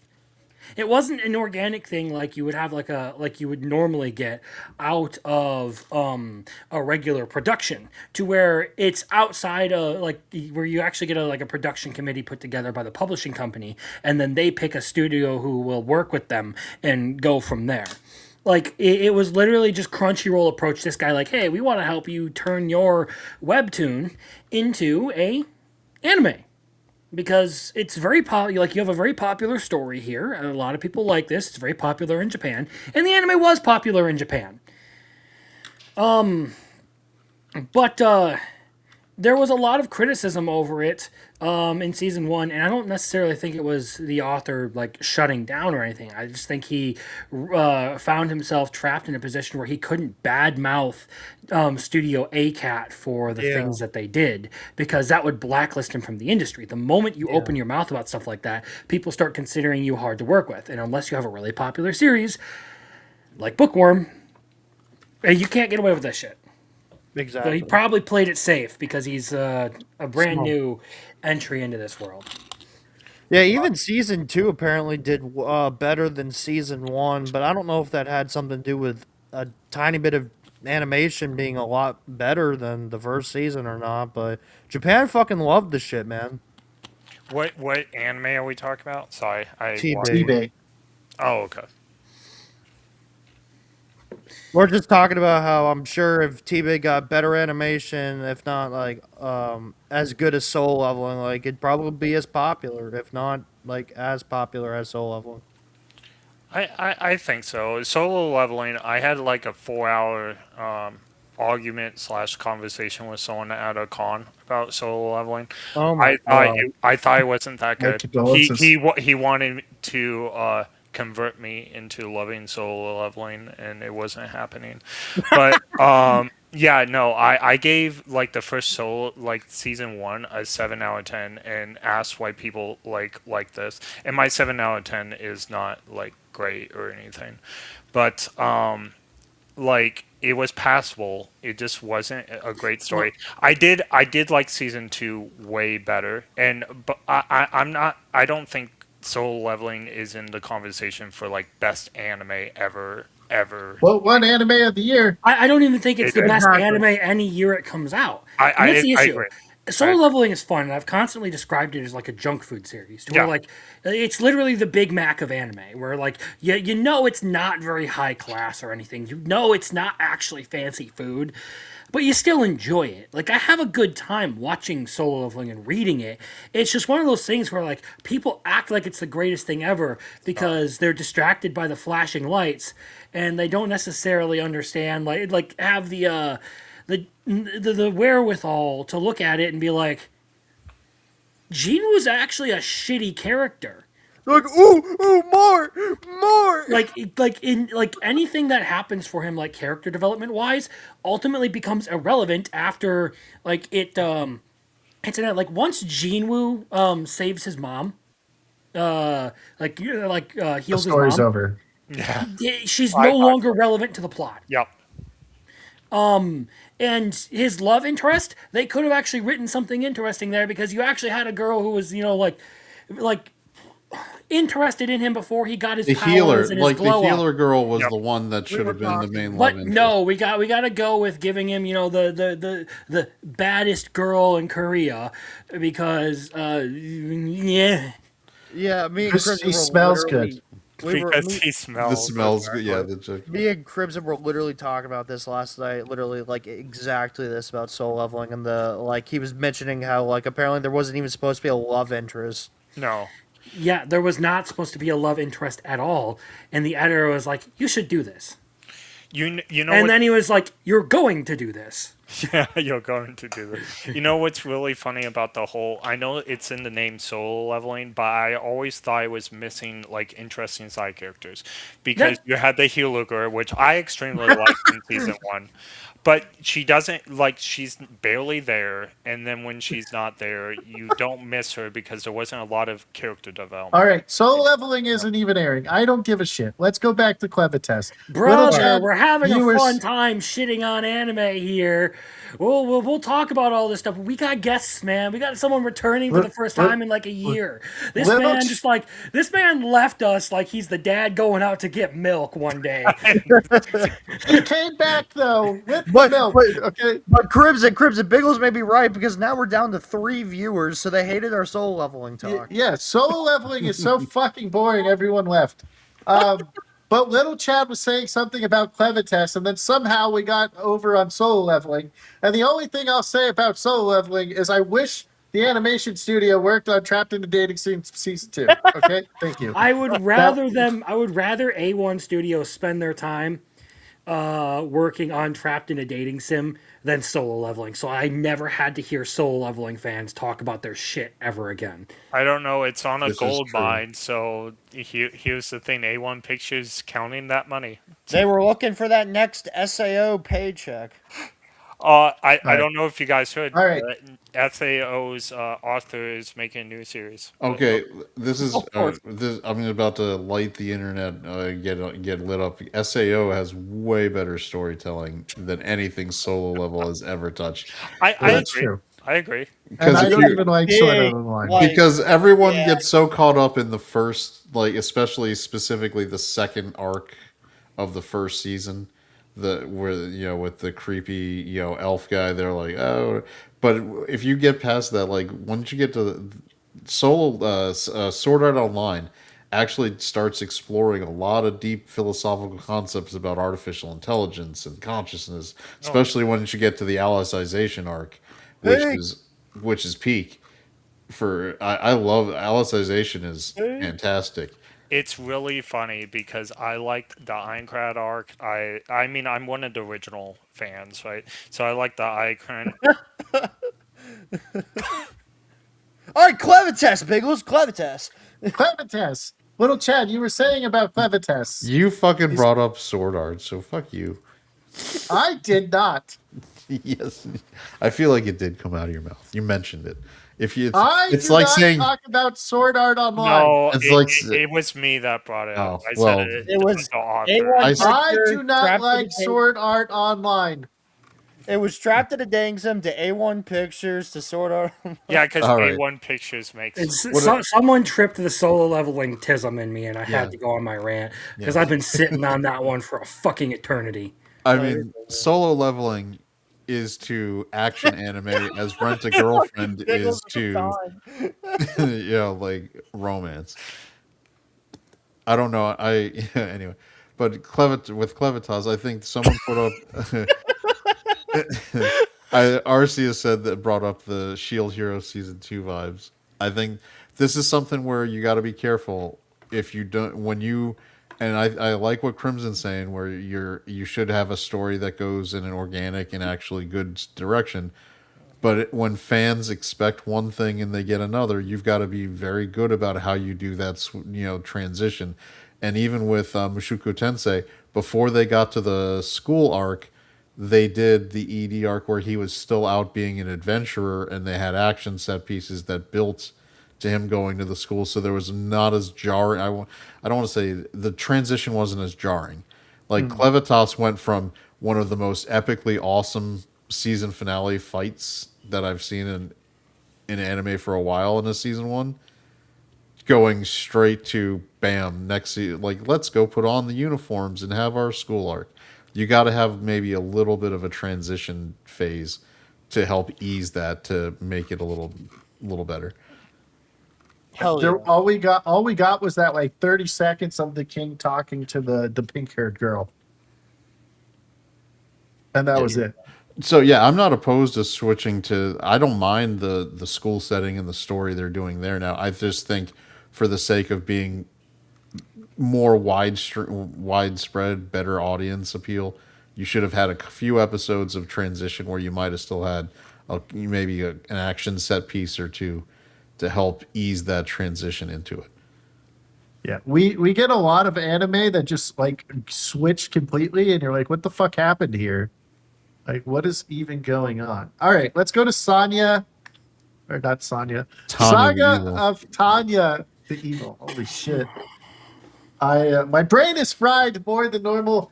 It's because that soul leveling conversation. Yep. Whenever you talk solo leveling, you just lose brain cells because it is a fucking black hole It that went from sucks solo intelligence. leveling to Sword Art, which is like Biggles. Like, look at him. All right, Sonya, guys. Yeah, Sonya the Evil. Tanya. The Taga of Sonya the Evil. Saga of Tanya the Evil. I was looking at Saga and Tanya, and I put them together. By the way, I want to say thank you for Isekai Quartet for making sure that Tanya's popularity is maintained enough that we could get a second season. Yep. Because I don't think that this season happens without Isekai Quartet and the popularity from that. All of Tanya's character growth is in Isekai Quartet. Yep, exactly. What do you think of new Saga of Tanya the Evil? I love the shit out of this show. I'm sorry. This it's is awesome. fucking great. Yep. I love. Oh, I was Go about to ahead. say, I love how she in the first episode was berating the shit out of the new recruits. Like, you're all worthless.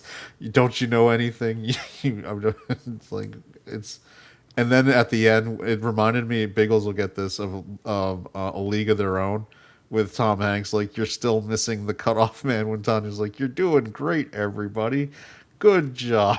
Like, I have to build them up with some positive reinforcement, or they won't work for me.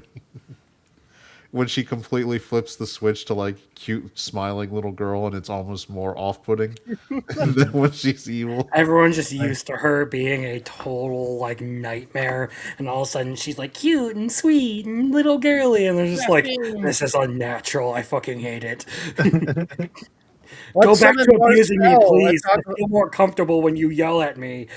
Let's summon Marcel and talk about the feet shot from brown hair girl.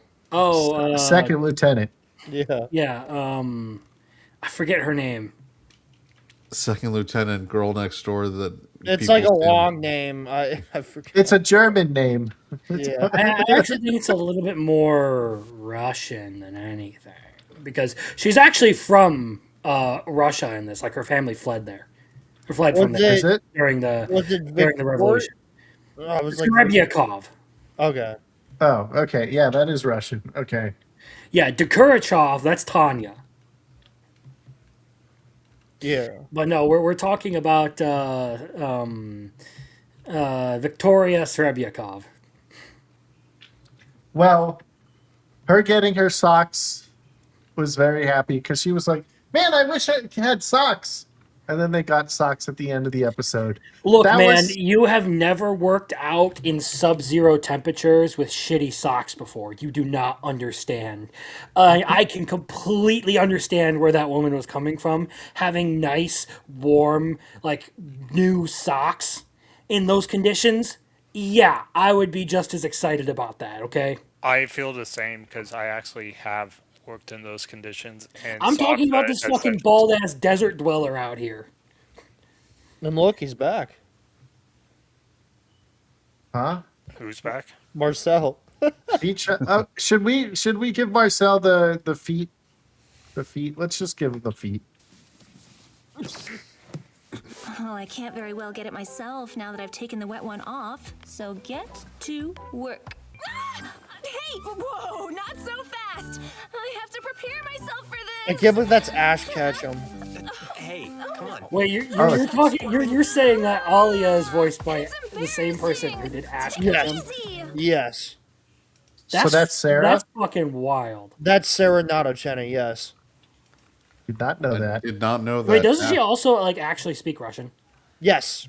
That's why they Why they cast her. chose her for it. I don't Makes know. sense. I think knowing that makes me weirded out now. You're like I can no longer watch Alia because it's Ash Ketchum. You don't understand, little Chad. She just wants to be the very best, like no one ever was. You dick. Hey, you know what? Biggles. That fits Alia perfectly. What's Biggles, up? you still haven't shown the video for the girls. Oh yeah. All right. So if Muffler Tape is here, he counts. Couldn't be Usato. His muscles are amazing. I need a quick peek. That's all. Inugami. I knew it. Look at all this beef. Thanks. Usato, let me touch your abs just for a bit. That's fucking Kaguya, dude. That's Alexis Tipton, right? Yeah, that's Alexis Tipton. Oh shit. I should get to meet her. When is Sabaton? Labor Day weekend. So first Jen. weekend of September, if you don't know your holidays. You're going to There you go. WasabiCon? How do you say it? It's Wasabi? Sabaton, but we just call it Sabo. Oh, Yeah. that's a different con. What he said. Yeah. You're going to see Sabaton? No, Sabaton's the name of the convention. It's an anime convention. Yeah. Anyway, I need a season 2 for Wrong Way to Use Healing Magic. That was great. It's supposed to be out, or there's supposed to be new. Or hold on, I think I have the exact date. There's supposed to be new info. Let me see. I think I Hey have guy, it on here. really quick. I have an update on Vinland Saga season 3. Still no news. Sorry, Muffler Tape. I know you were on the edge of your seat there. We were talking about long-awaited sequel, so I'm just like, I gotta hit him with it. Well, go ahead. So there's supposed to be a big event in like the next month or so. Yeah. That is going to give more info on anime, and I'm pretty sure there was something about season 2 of Wrong Way to Use Healing Magic, and it's supposedly for 2027. That's one of the series that I actually sat down and watched all 13 episodes in one sitting, and it was fun. Well, that was the first like series review I did while I was still waiting for chat to pick something. I just decided I was going to get caught up on that because I thought that it was going to come out this year. Interesting. Well, at the beginning of this year. And then it didn't. Yeah, Yeah. there was a thing that pushed it back, but yeah, I think it's supposed to be like the beginning of next year. It's so interesting seeing like animes from that exact same season already have sequels that have already been like aired, like Soul Level and Classroom of the Elite. Oh no, Moonlit Fantasy hasn't fucking got another one, and neither has Dangers. Interesting. So there are some in the same season that are still waiting for their continuations. But Chain Soldier continued, and I think Blue Exorcist and Tales of Wedding Rings did as well. It's just interesting seeing other series get pushed faster than others. I Well, I don't know guess it how also anyone can watch Tales of Wedding Rings. Ugh. Peak! the peakest Dude, of all peak. I watched 2 episodes and I thought my Well, brain season was one gonna- sucked. well, Season I two thought voted. my brain was gonna hop out of my head. I had to like shut it off and I never turned it back on. Look, I gave Tales of Wedding Rings a chance, and I got to like episode 3 and decided not to watch it. You gotta watch. And then I let everyone bully me into trying it again, and I got to episode 9 and realized I didn't want to watch it. Oh, but you're I'm with Princess there. on this. All right, Biggles, Sonya. Yes, Sonya.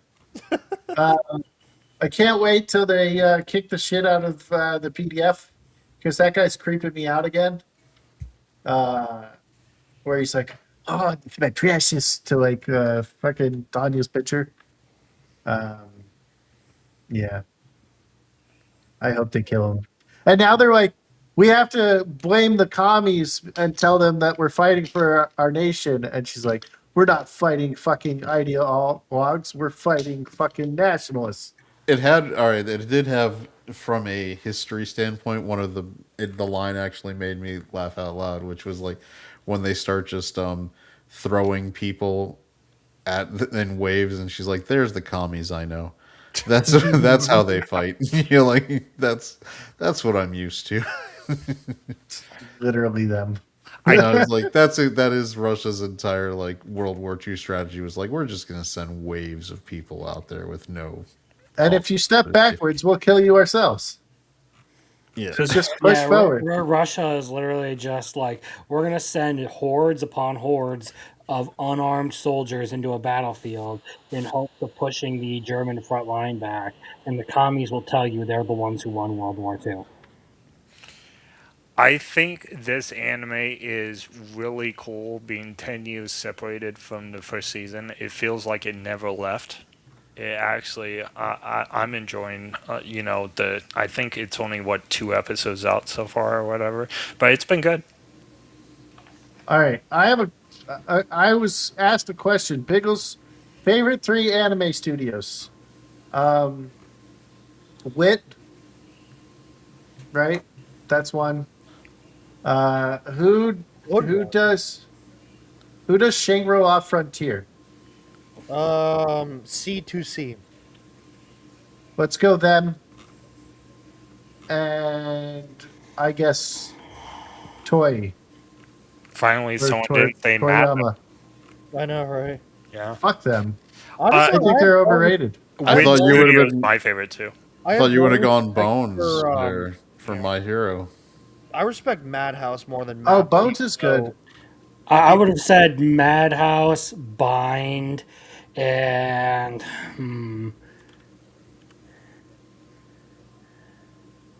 who else would I throw in there? I was trying to go to Studio Bind and I accidentally clicked I something. kind of want called to say Bind. A1 because of Licorice Recoil and nothing else, but I feel like that one's too easy. I realized on my anime list I only have 3: Bind, A1 Pictures, and Cloverworks. I would I like- probably say, dang it, I had it right there. Kyoto Animations, I like their style too. That's a good one. So I absolutely love Wood Studio. I think no one's even close to them. I think Madhouse is great. I think Bind is good. A1 Bi- Pictures is a personal favorite. Bind for One me of my isn't even about Mushoku Tensei. It's about Ruri Rocks. yeah. Really rocks. Let's go. Can I But change my third one yeah, go. to Bind so I can have Oh, really okay, rocks? okay. But A1 Pictures is always going to be a personal favorite of mine. Cloverworks is good. I think Mappa's overrated, but they do some good stuff. So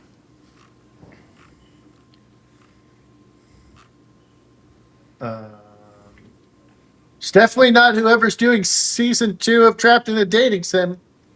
Fucking assholes. it's not Snow Fox, is it? I don't know. You mean Fuck White? 'em.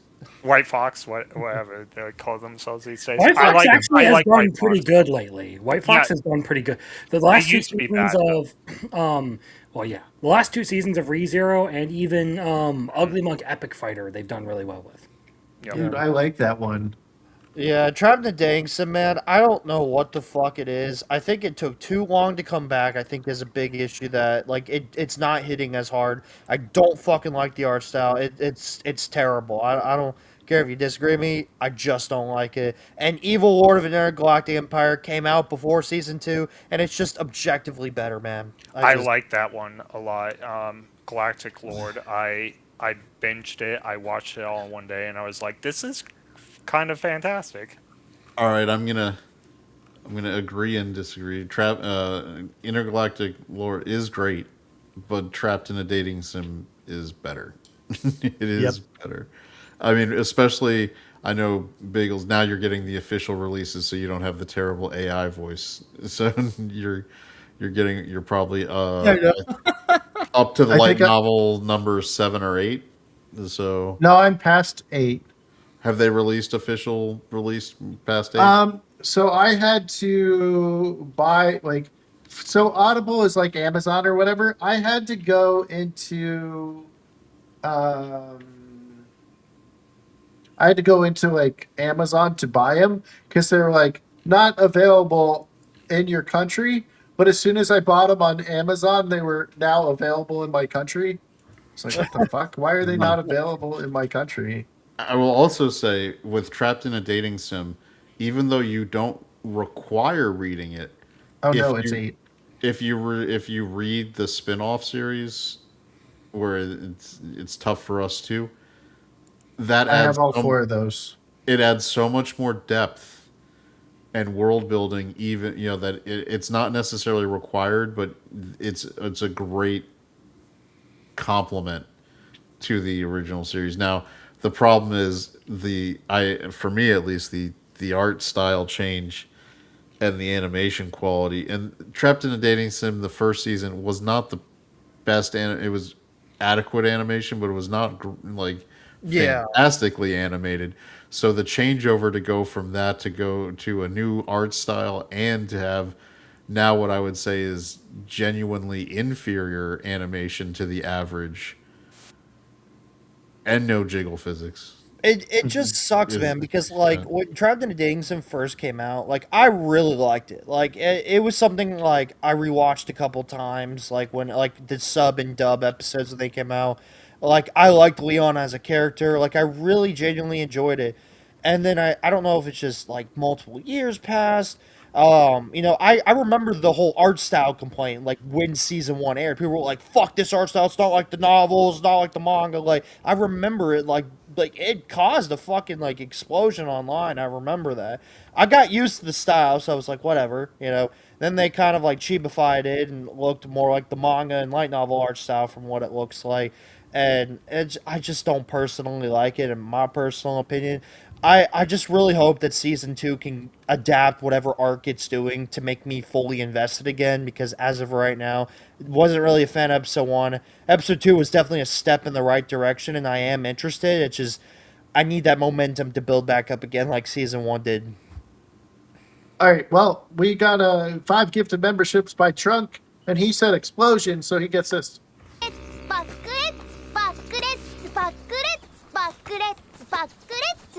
And if he wants the titties, we can also do that too. but he said explosion, so he got that. Yeah, but Trapped in the Dating Sim, so I have 10 books. I just finished 8. So I needed to do 9 and 10. And then for, what's it called? I've done, for the other one, Us Two, is I'm on 3 of 4. Um, but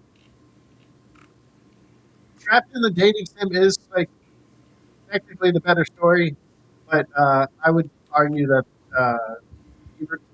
Inter, or Intergalactic Lord of the Evil Empire is the better anime adaptation. Man, Because you were crowding there for a second. yeah, I have trouble saying that word, so I slow down when I say it.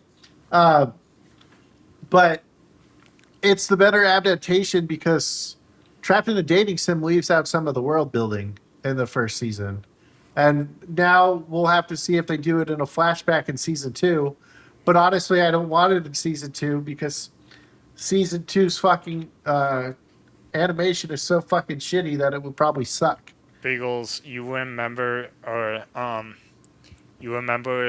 the lunch you took me to at the con in January, and you told me like what happens in the future with dating sim, and I was No, just horrified for like an hour while yeah, well, describing things. they already talked about that earlier when they were saying what happens in Evil Lord. Oh wait, that happens in Galactic. Yeah, the author uses that. He actually in dating sim, it's kind of a side thing. It's not as important in intergalactic lore. It's a main element Oh, where it's a main element. well, I may have to rethink this now. I mean, in fact, I would contend that even though it's a weird thing where from the main character standpoint, it may even be considered the lead Well, female. okay, I didn't get that in the first season, but I'll have to think about that now. All right. I'm sorry. I'm sorry. I'm sorry. What specifically are we talking about? I got distracted by seeing Tojima's manga for the first time. I was sitting here just amazed at how different the art style is from the anime. Less titties or more titties? No, it actually just about the same amount of titties. Oh, okay. I'm just sitting here looking at it like, wow, these characters, they really did upscale the art for the anime. Oh, nice. So art with Arceus, yeah, the reason that comes up is because when the guide shows the character from Intergalactic Lord the options for reincarnation, one of them is a land with floating islands, which is obviously the Tommy Yeah, game setting for. it's like the whole fan theory that I was talking about. Well, not really a fan theory. It was my personal headcanon where I was talking about it. It's just like it's my personal belief for no other reason than it makes sense that the guide is the person who reincarnated Leon there just to feed off of his misery because he realized that Leon hated that game. And it would be totally in line with the guide's character to do exactly that. The And then he only also brings back his sister. the only thing with that is the the spin-off novels and the next arc when they go to the foreign academy kind of create time loop elements. Biggles, you know what I'm talking like you would right, with Leon The other Leon. with the other Leon and Yeah, then yeah, yeah, yeah. and then the fact then if you do the spin-off books which are technically prequels where you start getting another version of events that gets done. Well, I wouldn't say they're technically a prequel. I think they're like I think they're a separate universe, like You completely. finished them, right? I'm on 3 of 4 of. When you finish it, let me know if you still think it's not a prequel. I'll just Okay. because I think once you see how it ends, you'll see what I'm talking about. Yeah, because I'm on. I think I finished 8 for the main one, so now I have 9 and 10 to listen to. And I think there's 11 light novels. Is it for the main story? Is it? I think it's 10 because I think I have them all, unless the other one's not out yet. But I ended where the one who was the adventurer dude for the Republic. I was with his fight. That's the last thing that happened. The downside Way is, up. I think after the way this season 2 is already launching, I don't think we're getting any more seasons of Trapped in a Dating Sim. I think it's blown through. It's like people are upset enough that it's not going to be successful enough And to get more seasons. the Republic's the best fucking arc. Yep. I just want to see him bully the fuck out of Pierre. Yep.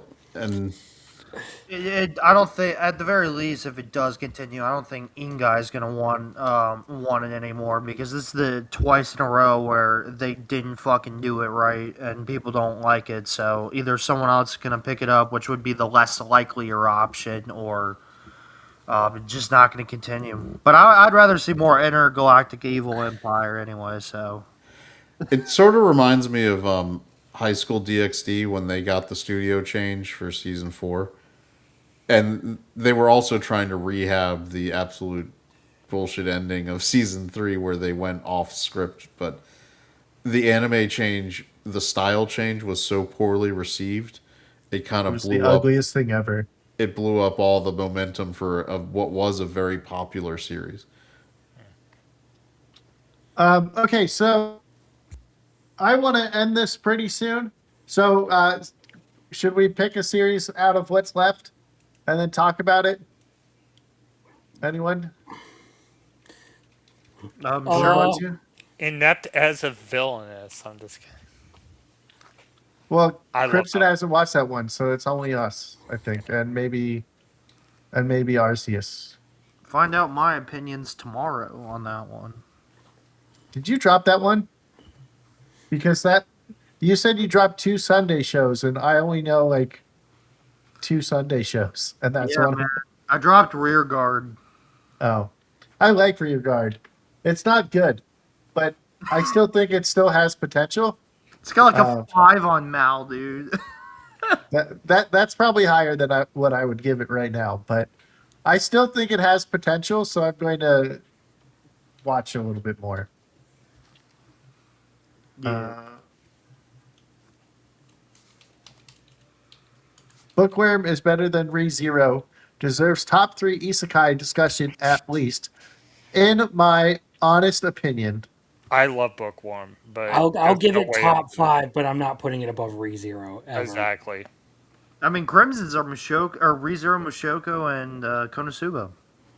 Yeah, that would be Trapped my in a top 3. Dating Sim. Number 1. Number 2. Wrong way to use healing magic. Number 3. What did I say my number 3 was, Arceus? Oh, Realistic Hero. That's right. Yeah, I remember now. Realistic Hero. Those are my 3.